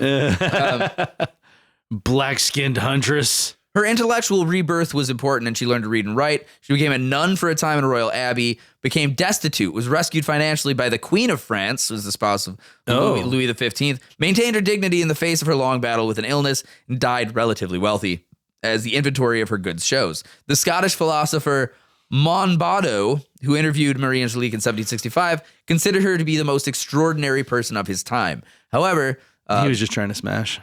this woman was forgotten in general. She kind of disappears throughout public culture and history for more than 2 centuries.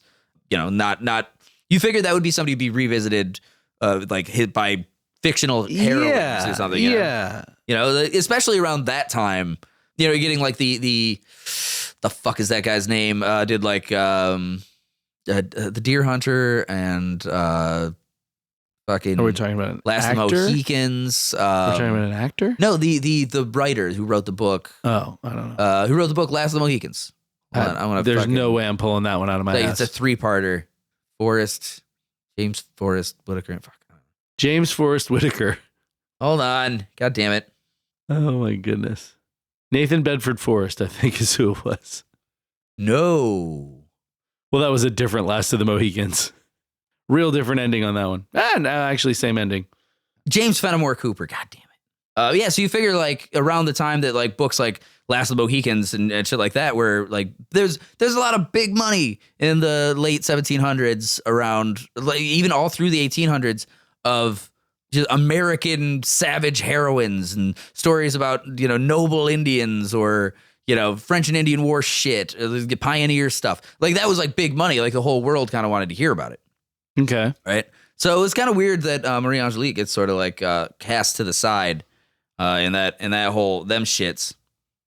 Them shits. All right, we'll be right back after these messages. Let's ask them kids. Hey, everybody, say hello to Sadie Care, 13 years old from Palm Coast, Florida. Hi, Sadie. Hi. Hey, Sadie, what's your favorite animal? Probably a sea turtle. A sea turtle? Now, can you imagine what it might have been like if you'd been raised by sea turtles? Very hard. Very hard in what way? I'd be dead because I would have drowned. Well, what if perhaps the sea turtles managed to keep you afloat on their backs? Then really fun. Be really fun in what way? Then I can like float on water everywhere I go. Wouldn't you be a little concerned about the omnipresent danger of sharks or other predators? Yeah. Perhaps you think over the years, as you grew older and started looking at the horizon and baking in the sun and watching every now and then a shark eat one of your turtle family, wouldn't you start to think of yourself as kind of a protector of the turtles? Yeah, I guess so. And then you'd blame yourself for every one that was lost. Yeah. Right? So you'd then, of course, end up wrestling sharks, maybe making rudimentary weapons out of kelp, stabbing predators, becoming a sort of turtle woman. Sure. And then, of course, you'd come across your biggest enemy, which would be fishing nets. No, it would be the land turtles. What do you have against the land turtles? They don't like the sea.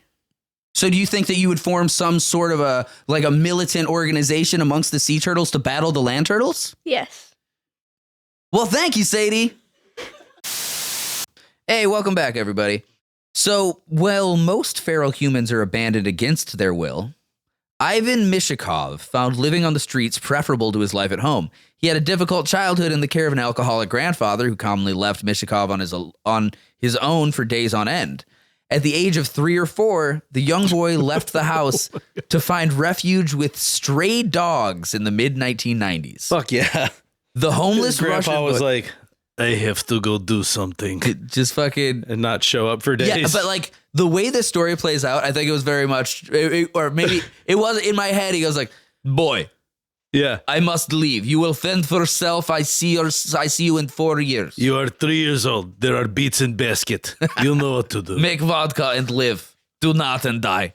Don't drink grandpa vodka. Somebody said like, hey, It's where's... one rule. Somebody asked like, hey, what happened to your grandson? He goes, oh, if he dies, he dies. Yeah. Oh, wow. So the homeless Russian boy and his companions, the stray dogs, begged for food from a local bakery in a town near Moscow. In the cold of night, Mishakov curled up with a pack of dogs in order to fall asleep. Yeah, it's the cold of Moscow. I didn't think about... He's living in the streets of Moscow in like winter with a stray pack of dogs. By choice because grandpa sucks that bad. Yeah, he named the dogs Jess, Golga, Masha, and Seva and spent about 2 years with them. Wow. The hounds had grown to accept Mishakov as one of their own and shared whatever scraps they found in the street with him.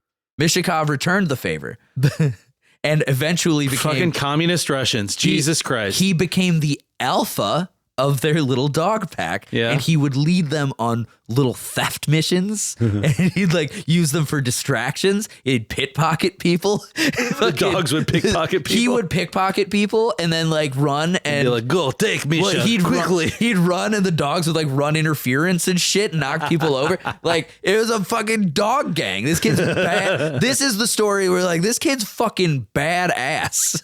He's like, fuck grandpa, I'm 4 years old. I don't need this shit.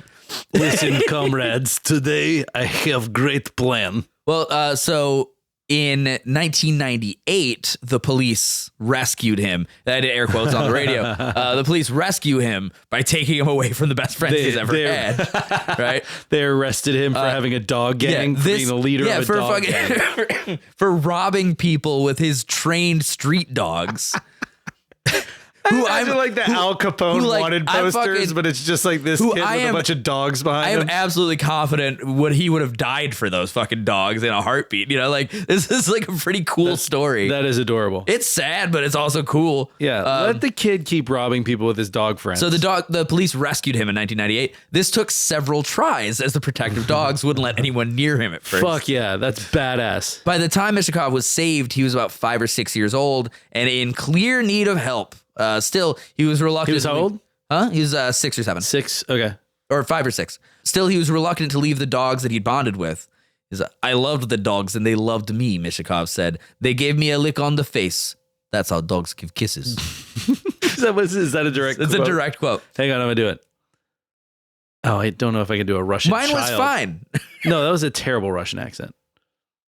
I don't think they interviewed him as a child for this. It was an adult man. They lick me on the face. This is how dogs give kisses. Mishakov was soon placed into an orphanage near Moscow. His loyal canine family never forgot him, however, and appeared at the institution's entrance gates to retrieve him. That's fucking cool. Unfortunately, local officials decided Shot them to kill the dogs. Stop. Oh, unfortunately, local officials decided to kill the dogs, which Mishakov described as his only family. His worst day of my life. His worst day of life. Must go to work.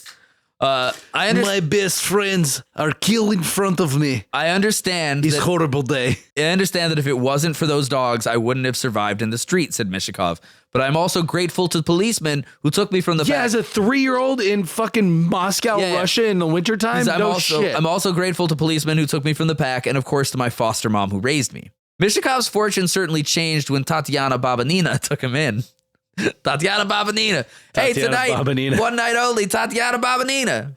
The loving foster mother Bob your Nina over here, girl. The loving foster mother not only helped him recover from his traumatizing youth, but also ensured that he excelled academically. After graduating from Kronstadt Naval Cadet School. Jesus Christ. Where he served for several years as a soldier. I would assume so. He found a full-time factory job. Unlike many other feral people, his story is a mostly happy ending. He's got a family and stuff like that. What I kind of focus on in my head is when you meet Mishakov in the army as a soldier and you hear his backstory, how do you let that guy out of the army? Like, how do you let him out of the Navy? How do you let him out? Because that guy's obviously badass. You're like that. I used to run dog gang. It's no big deal. It's like we can put him in enemy territory, no problem. He'll summon dogs. 3 years in and hunt over enemy lines, he will have a whole pack of dogs doing his bidding. I also have a little bit of like a fantasy in my head about him pulling a Russian John Wick. And go on. And once he like is old enough to get out of the orphanage, hunting down and killing the policeman that killed his dog gang. Oh yeah, that's cool. That's a cool. This is for Misha. You take Vaska from me, I take your family. Yeah, like an evil John Wick. Like it's not cool. Like he's a dog gang killing leader. the policeman's family members. The man's a street dog. Like call it street dog. Street Dog is a great name for that. That's it. Hey, Drew. Wait, wasn't that like a Justin Timberlake movie Street Dog? I don't know. No, it's Alpha Alpha Dog. Dog. I can sum up Alpha Dog real easy though. Bad. No, good movie. Good Is movie. it? Yeah, very good movie actually. I remember watching it, but it was not impactful. I remember Justin Timberlake wears a fedora and a wife beater. Somebody high on pills once summarized the whole movie for me, and it goes like this: "Get in the hole, brat." That's it. That's that movie. Yeah, I don't know what that movie's about. It's about somebody getting shoved into a hole and then shot. I watched it, and I don't know. Like I said, I know Justin Timberlake wears a fedora and a wife beater at some point in the movie. I don't know if it's at the same time or not. Me? Oh, I was gonna say, Drew. I need to find a way to accentuate or at least write down somewhere Street Dog, the Russian John Wick, because we need to start working on that project pretty fucking quick. I think. Thank you. Drew, take a note. You killed my favorite comrades. And with that, we'll be right back.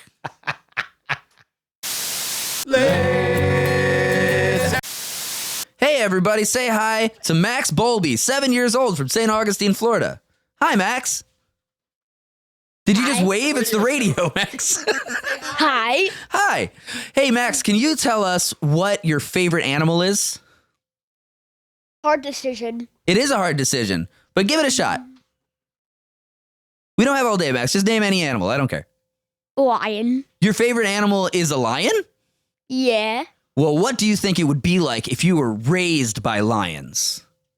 I have no idea. You don't know? Take a guess. Let me paint the scene for you, okay? Your parents, tired of your shenanigans, drop you off in the African savannah, and you're picked up by a pride of ferocious, bloodthirsty lions. What do you think your life would be like? Fighting for my wife for food. Do you think you'd be fighting the lions or other animals? Other animals. Other animals like what? Cats. Lions are cats, Max. Why don't you try and be a little more creative? Dogs. Is this fucking kid for real? You want to go with, okay, dogs. Say, okay, so you and your pride of lions that's taking you in, right? They come across a freshly killed zebra, say a pack of wild African dogs is starting to take it apart. And you and your lion compadres decide to take that kill from them. What would you do? Kill them. How? Come on, think about it. Stab them. What would you stab them with? A knife. A knife. So you're carrying a knife in this scenario. All right, so picture it. You come up across a 4.5 foot tall, 160-pound African wild dog. You go to stab it, right? It reaches around, it clamps its jaws onto your wrist, it starts shaking you, breaks all the arms, all the bones in your arm, just breaks them all. You're screaming, and then it starts to chew on you and starts to eat your arm, and you're screaming for help from your lion friends, but then they catch the scent of blood too, so they all descend on you, and they're just ripping and tearing, and you look up, you see a lion is like munching on your leg that he took, and another wild dog's got his head like in your stomach, and you're just like, ah! You think that'd be fun? You can't nod on radio. Yes. Thank you. Can we wrap this up, please? Thanks, Max. And we're back. Yeah, that kid sounds like an asshole. So our next character is the last one that I'm going to do a deep dive on, and actually one that I hope it wasn't that kid. And actually one that sort of I found very impactful, because this is one that I was able to watch a full interview with, almost an hour-long interview. Oh, right. So okay. It was really, it was really fascinating. It's on YouTube. So recent. This is recent. This is a recent She's older. feral child. She's in her 60s now. Why do all the female feral children do better? Women are generally better. I'm not going to push back too hard on that. Right. So Marina Chapman was born in 1950 in Colombia. She was born during the La Violencia Civil War in Colombia. La Violencia. You want me to do that? I can do it. La Violencia. Why are you're saying it like a Spaniard? You're lisping. La Violencia. La Violencia. Now you're saying it like an Italian. Do this while you do that. La Violencia. Everybody knows exactly what motion I'm talking about. I'll do it better. Okay. La Violencia. Okay, Danny Torres, ass motherfucker. Danny Torres? Yeah. Who's Danny Torres? The actor? I don't know. What? La Violencia. The fucking guy. The fucking Danny dude. Torres? Who the fuck is His name's not Danny Torres. What's his name? Danny Trejo. Danny Trejo. You Who's don't- Danny Torres? That's not a skater. He That's might have been no a one. No, I think he was a skateboarder. Hey, this bitch was born in a civil war in Colombia, which was You know fought- I know about skateboarding. God damn it. God damn it. You know how I know about skateboarding? Yeah, because you skateboard around and try and get pussy. Still. Oh no. 44 years old. Danny Torres was just some fucking cop who did some dumb shit. Marina Chapman was born around 1950 in Colombia. She was born during the La Violencia Civil War in Colombia, which was fought primarily in the countryside. When she was 5 or 6 years old, she was taken away from her village, the name of which she was too young to have learned, and taken to a jungle, which may have been part of the Amazon rainforest, almost definitely, by an unknown group of persons where she was left behind and abandoned for a reason that she did not understand. Jesus. She was not able to return back home and could not leave the jungle, so she wandered alone in the jungle for a considerable period of time. Due to a lack of food in the jungle, she could not find food and began to suffer from severe malnutrition and soon suffered total weakness and later starvation. She became extremely weak and ill and almost died from starvation until she was discovered and rescued by a group of capuchin monkeys. Whoa. Who took her in and nourished her back to health. I just want you to know Danny Torres is a movie producer. Dude, who gives a fuck? Known for movies such as Mano a Mano, Three Bad Men, Shivers, and Innocence in a Garden of Lies. We all know those. You know what's crazy? I've seen all 4 of those movies. You haven't seen any of those movies. I have seen Shivers. Have you really? Yeah. Cool.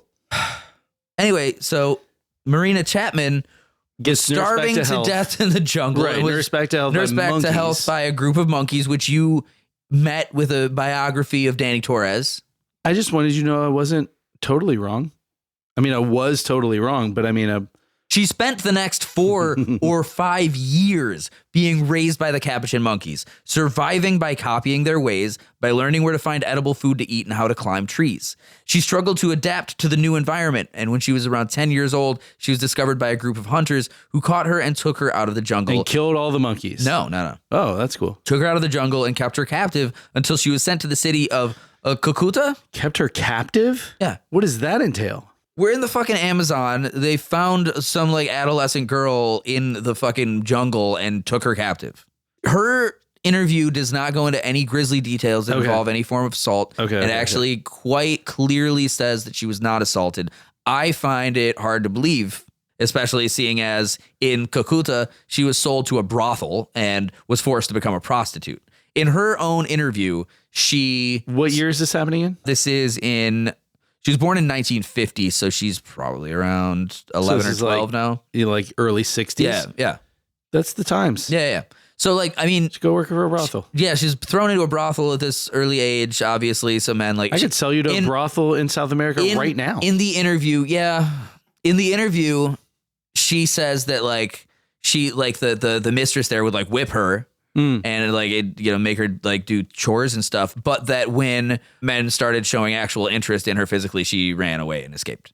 Which I don't. Gross. I don't want to say it in these terms, but she's as an older woman, she's like a mother, and she does have a bit of a legend to keep for her children, I think. Mm-hmm. So it seems to me that she may have found some unpleasant details to omit from that story. Right. I mean, maybe She's sugarcoating. I could be very, very wrong, but it just doesn't seem like a realistic scenario to me. I feel like everything- I can't blame anybody for wanting to sugarcoat that story. I mean, we Everything- all sugarcoat shit. Everything you know what that I mean? she says throughout the entire interview is absolutely realistic and laced with humanity and Sure. all this kind of shit. But it's just like little like, oh yeah, I just ran away. Here's what I'll say as just a fucking human being. We all have a tendency to sugarcoat our own legend. And most of us have not been through any fucking thing even nearly like what she went through. So, and if she's telling her kids, it's just like if she's telling the kids that like, yeah, she spent 5 years living with the monkeys in the jungle. That's a pretty fantastic story to tell. Yeah. And then like follow that with like, oh yeah, and then I was raped in a brothel for like a year.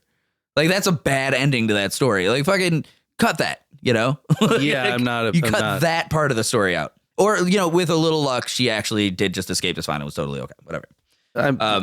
One can hope. So she either escaped or was expelled. She then lived on the streets of Cucuta and subsequently became the slave of a Colombian mafia family. Jesus fucking Christ. In her interview, she says after This chick's life is fucking wild. Right?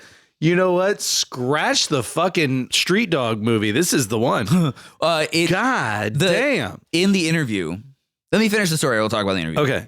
So a neighbor named Maruja rescued her and sent her to Bogota to live with one of her daughters. Maruja's daughter, Maria, adopted Marina when she was approximately like 14. The family had connections in the city of Bradford in Yorkshire, England, through the textile industry. And in 1977, they sent their children there with Marina Chapman as their nanny. Okay. Right. So Chapman currently lives in Bradford, Yorkshire. Interesting. Yeah, and she married a scientist from the area. Of pudding fame. Yes, of Yorkshire pudding. Yeah, that's where the pudding comes from. Yeah, she has 2 daughters, and she's like a healthy, well-adjusted woman. The interview that she has it's about an hour long. It's very much just camera and questions and just her talking about her life. The details that she has are very interesting. Like, she remembers her backyard as a kid. She remembers the abduction, but not the faces of anyone. She remembers that one of them was black, one was white. Like, she describes like their legs, you know. Interesting. She describes being just kind of dropped in the jungle for reasons she couldn't understand, and like wanting her captors to take her back and be like, what is going on? You know, she's just a little kid. She talks about starving, getting sick from eating varying things in the jungle. 1950s Colombia, if I had to guess, kidnapped to ransom, realized they weren't going to get ransom, abandoned the kid in the jungle. Sounds about right. That would be... But the interview is interesting because one thing I notice about her mannerism, she's totally normal. She's got a Spanish accent by way of England, so it's a little... that's interesting. It's very specific. When she talks, she keeps doing this thing with her mouth where she smiles real big and flat like a monkey.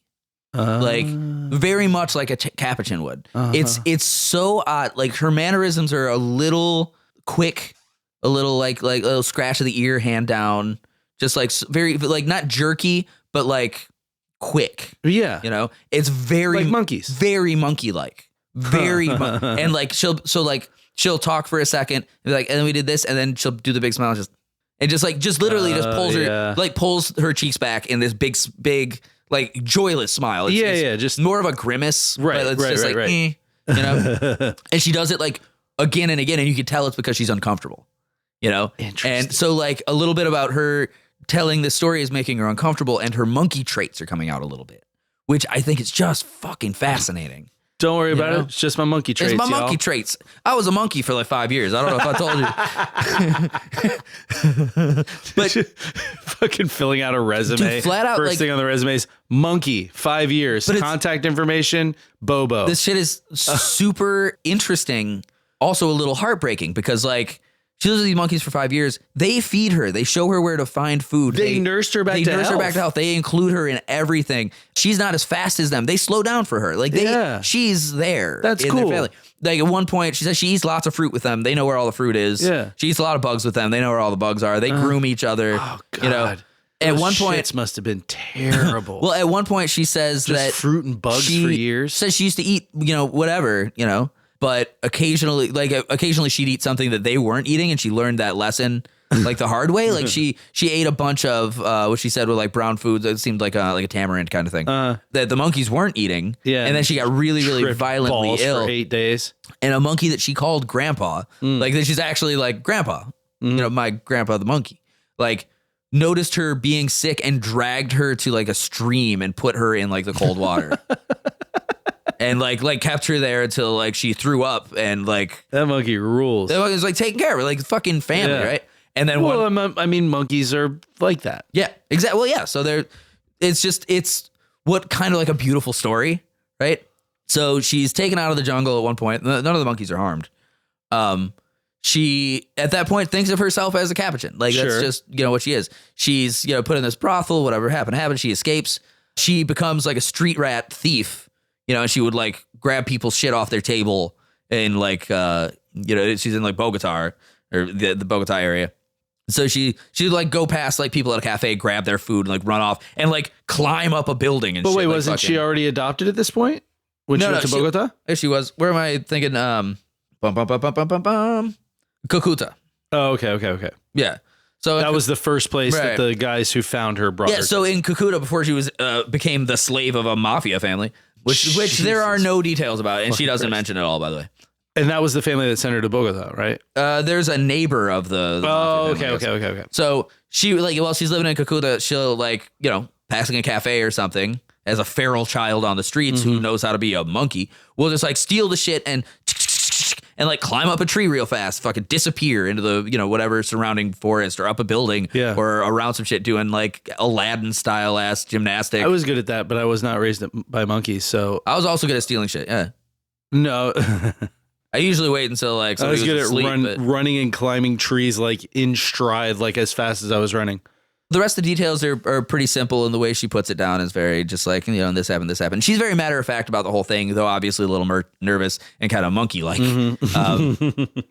And she's like, she's a lovely looking lady, like silver hair, and she seems very healthy.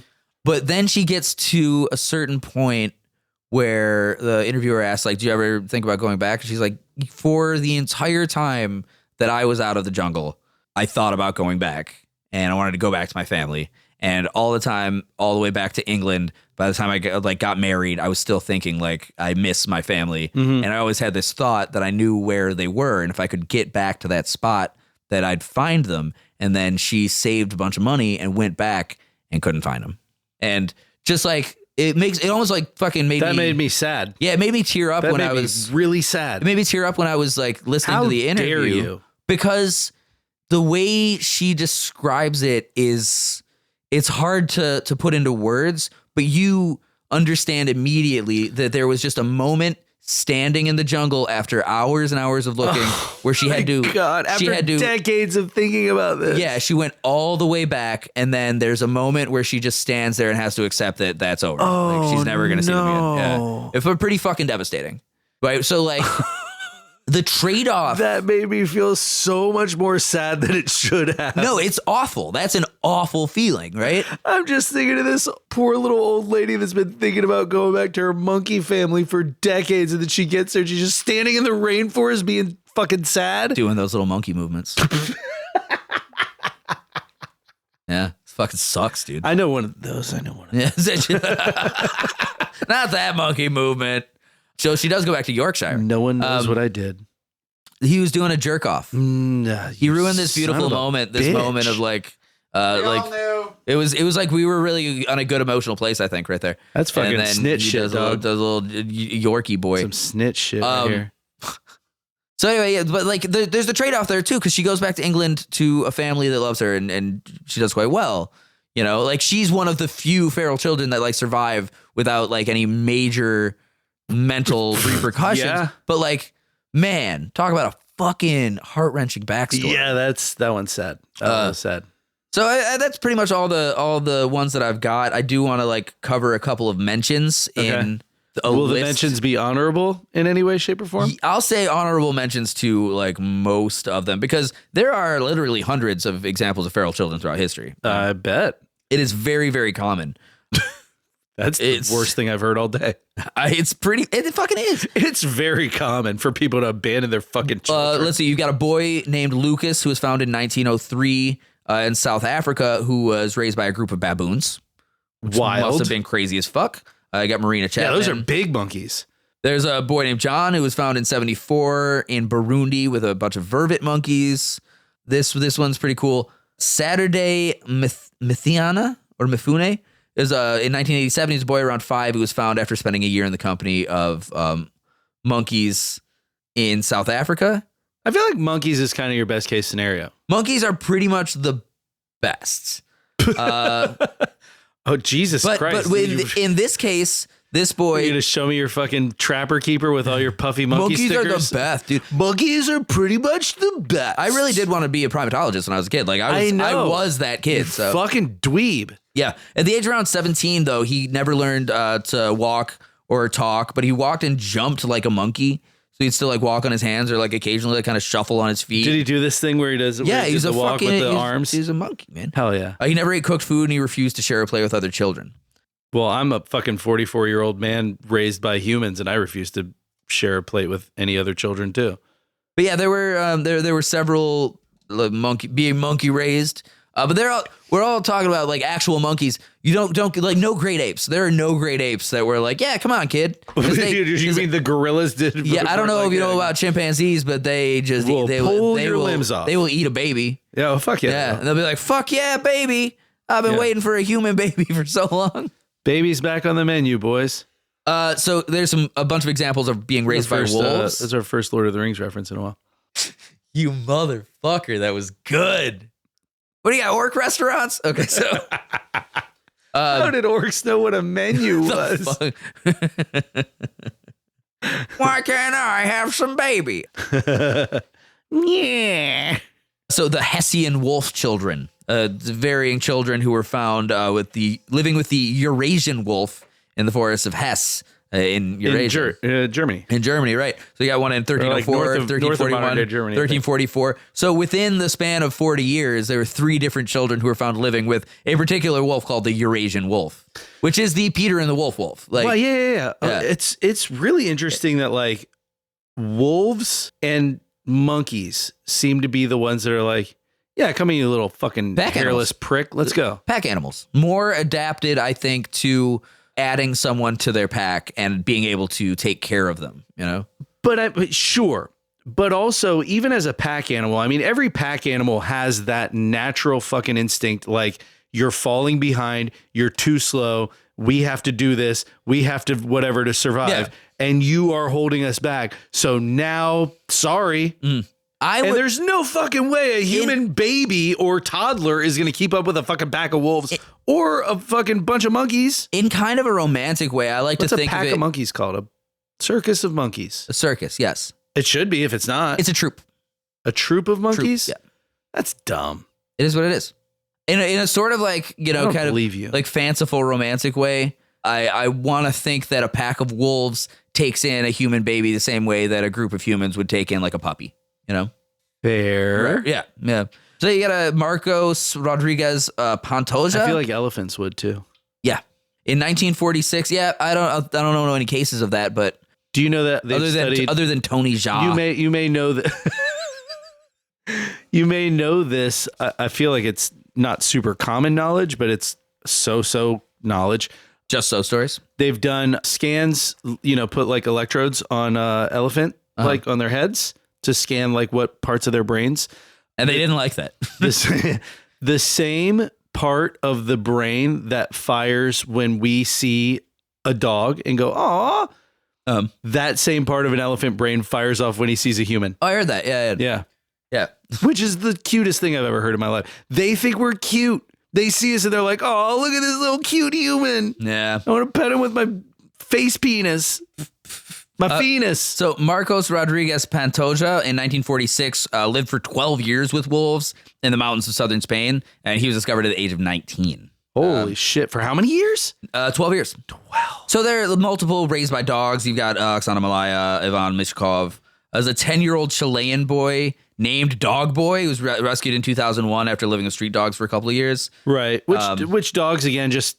Yeah, there's a lot of raised by dogs. There's a lot of that. Well, yeah, I mean, dogs are just domesticated wolves. Andre Tolstik was raised by dogs in a remote part of Siberia from the age of 3 months to 7 years. Fucking 3 months? Yeah, there's another Russian dog boy, you know? But that's in 2004. That was my point earlier, is like, okay, so a 3-month-old baby is not mobile at all. So those dogs were picking this baby up by what? His arm maybe, or like whatever. And just carrying this baby around till he started crawling, and then still probably having to pick him up a lot of the time. And also probably not even moving too far. Probably just put him in whatever den, you know, and like hung out. Jesus, this poor mom wolf is like, how fucking long is this little hairless asshole gonna take before he can keep up with us? And the answer is never, Mama Wolf. A lot of these are just Russian kids whose parents got drunk and forgot they had kids and left them with dogs. Here's one. The 3 Lithuanian Bear Boys in 1657, 1669, and 1694. That sounds like a band name. From the archives of the Queen of Poland. and a bunch of stories about kids who were raised by bears in Lithuania. Three Lithuanian Bear Boys is a band name. An Irish boy brought up by sheep. Oh, that's lame. In 1672, he reportedly avoided capture for some time, and after being caught at age 16 and taken to Amsterdam, refused to eat normal food. 16? Yeah, did he avoid fucking those sheep? No, he did not. I bet he didn't. Refused to eat normal food, endured extreme temperatures, and still avoided other humans. There's evidence that this boy was severely disabled. I wonder why. Yeah, fucking all those sheep. A 14-year-old boy known as Sheep Boy was found in Kyrgyzstan living There's in a sheep second flock. sheep boy? In 2009. He was raised by sheep for 8 years. He had no communication skills and could not use the toilet. In 2009, he had been raised by sheep since 9/11. His parents left. We were all dealing with 9/11. He's being raised by sheep in Kyrgyzstan. His parents left him to go find work he left him with his grandmother. He left him with his grandmother, and his grandmother took care of him until she died. And he just made his way out to the sheep. He was like, well, I live with fucking sheep. He goes out, he's like, Bahram you. I'm a sheep now. Grandma's dead. I'm not really sure what the protocol here is. I think I go live with sheep. I think that's the next step. No need to tell anyone. Why not? They're soft. They're just hanging out. Was there not a neighbor? But I mean, the thing that makes me kind of crazy there is like, you just eating the grass, or the fucking what are they giving you? Drinking sheep milk a lot. Yeah, like just fucking for a long time, because like otherwise, what are you eating? You're giving the sheep your milk, right? Once you get of a certain age. Yeah, I mean, like I said, that biological sheep of a certain age. Sheep of a certain age. Sounds like a magazine you'd buy on one of those old what fucking. What do you like say on the top shelf of the magazine rack back in the day? What do you say when you see a like a sexy sheep? Ba ba boom. Dumbest fucking thing you've said today. Yep. So we got some raised by cattle. We got some raised by goats. We got raised by cattle. Yeah. Let's see. We got a kid surrounded by steak and you're eating grass. You've got a bunch of just like Tragic. kids who lived in the woods. Wild man in the Pyrenees. Peter the Wild Boy of Hamelin. We already talked about him, actually. Yeah, a bunch of people in the Pyrenees. Feral children in France, for some reason, a lot. But this one, Victor of Aveyron, was a feral child in the forest of Aveyron for 12 years. He was the subjects treated with a certain amount of realism in Truffaut's 1970 film L'Enfant Sauvage, which is like I'm familiar with that. It's a super famous French New Wave film. Isn't that also the name of a fucking Gojira album? Yeah, it is. Yes, it is. Fucking good catch. Hell yeah. Cambodian Jungle By the Girl. way, best Olympic performance of all time. I don't even give a shit if you don't like Gojira metal. at the Olympics, the fucking I don't care if you don't like metal. That fucking opening ceremony performance was so, with all the fucking beheaded royalty. So good. And they're all on different parapets on the fucking, on the castle. Yeah. Mind blowing. Yeah, it's like one of the coolest performances I think I've ever seen. It literally. And I had actually just seen Gojira like 6 months before that. Literally. I've gotten the opportunity to see them so many times. I saw him with I never Mastodon. have. It was a fucking great show. Yeah, that is a sick show. Yeah, it was a fucking great show. If you can't tell, we're winding down, guys. Yeah. I was the next to last time that I saw all of Mastodon. R.I.P. bud. Dude, then the next one I saw was like fucking Mastodon with Brett Lamb Hines. of God, and it was fucking amazing. Yeah, one of the best shows. I've best shows of my had the life. opportunity to see Mastodon so many times, and I never have. Yeah. And You now ne- you never have? I never have. Dude, I've seen them 3 times. And now I will never get to see Mastodon with Brett Hines. Bummer, dude. They'll get some other fucking dipshit. Yeah, whatever. It's not. It won't be the same. It's not the same. That They guy weren't was the a same. once in a lifetime. They That was, you could say he was a bit of a feral child himself. They were already not the same. Like from the Mastodon I started listening personally, I would think of Brent Hines as a wild child raised by mastodons. And with that, that's where I'm going to end this Okay. shit. Perfect. Well, if you like that episode, this actually wasn't as tragic as I thought it was going to be. There's more. I could have gone darker, but it's one of those topics where there's so Last much. week was dark. Yeah, last week was really Next fun. week will be fun. Yeah. But like, it's just one of those topics I could have gone darker or more fun. Yeah. Depending how we want to take child abuse and isolation and abandonment. Sometimes it's fun. And getting drunk and forgetting your child outside. Hey, if you like getting drunk and forgetting your child outside, you can let us know by getting on whatever you're listening to and giving us 5 stars. If you are on Apple Podcasts, please leave us a review. That helps us a whole bunch. And if you are on Spotify, you can leave a comment on this episode or any others that you appreciate. If you have Instagram, find us at Delete Everything Podcast. Give us a follow there. Check out some photos of any of the episodes you enjoy. Get on Patreon.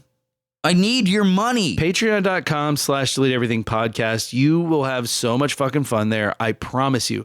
I will give you a money back guarantee. I will say that this last episode, I'll send it to you one quarter at a time. The episode we just recorded isn't as fun as some of the ones we've done lately. But that's because Drew had some shit he had to take care of and we couldn't talk about Animorphs.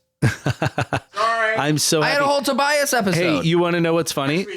You want to know what's funny? Is while we were recording, I remembered the thing that I wanted for us to talk about. And then when I just started this sentence, I had forgotten the thing that I wanted us to talk about. And now during the course of this sentence, I have remembered the thing that I wanted us to talk about. So I'm going to put it in my notes so I remember at some point to talk about it, because it is a throwback to one of our early episodes that like pre-delete everything that never got released. And it's a throwback that we can have a lot of fucking fun with. So we're going to do that next week on I'm into Patreon. that.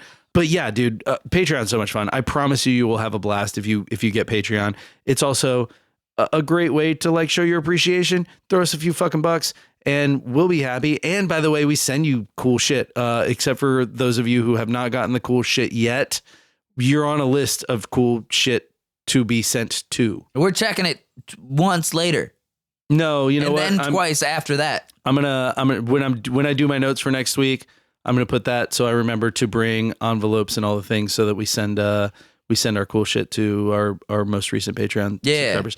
Other than that, what else? That's the whole thing, right? If Give you want to us send your money. If you have a topic, I haven't done this in a while. If you have a topic that you think we should cover and we haven't yet, I've actually got. We're about to refill the board because we are, and I've got a bunch. I got a bunch too. I got a bunch. Are you not putting them on our shared note? No, I like it to be a surprise. What a fucking piece of shit have you noticed how fucking chaotic I am? What a piece of shit move. I got stuff going on. We are a team. We are a troop of capuchin monkeys. Capuchin. Yeah. Thank you guys for tuning in. Bye. Bye bye.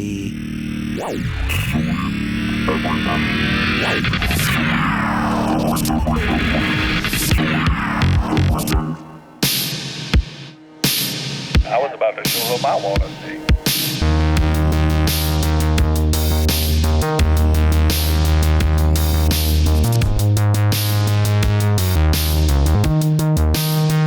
That's all those kids.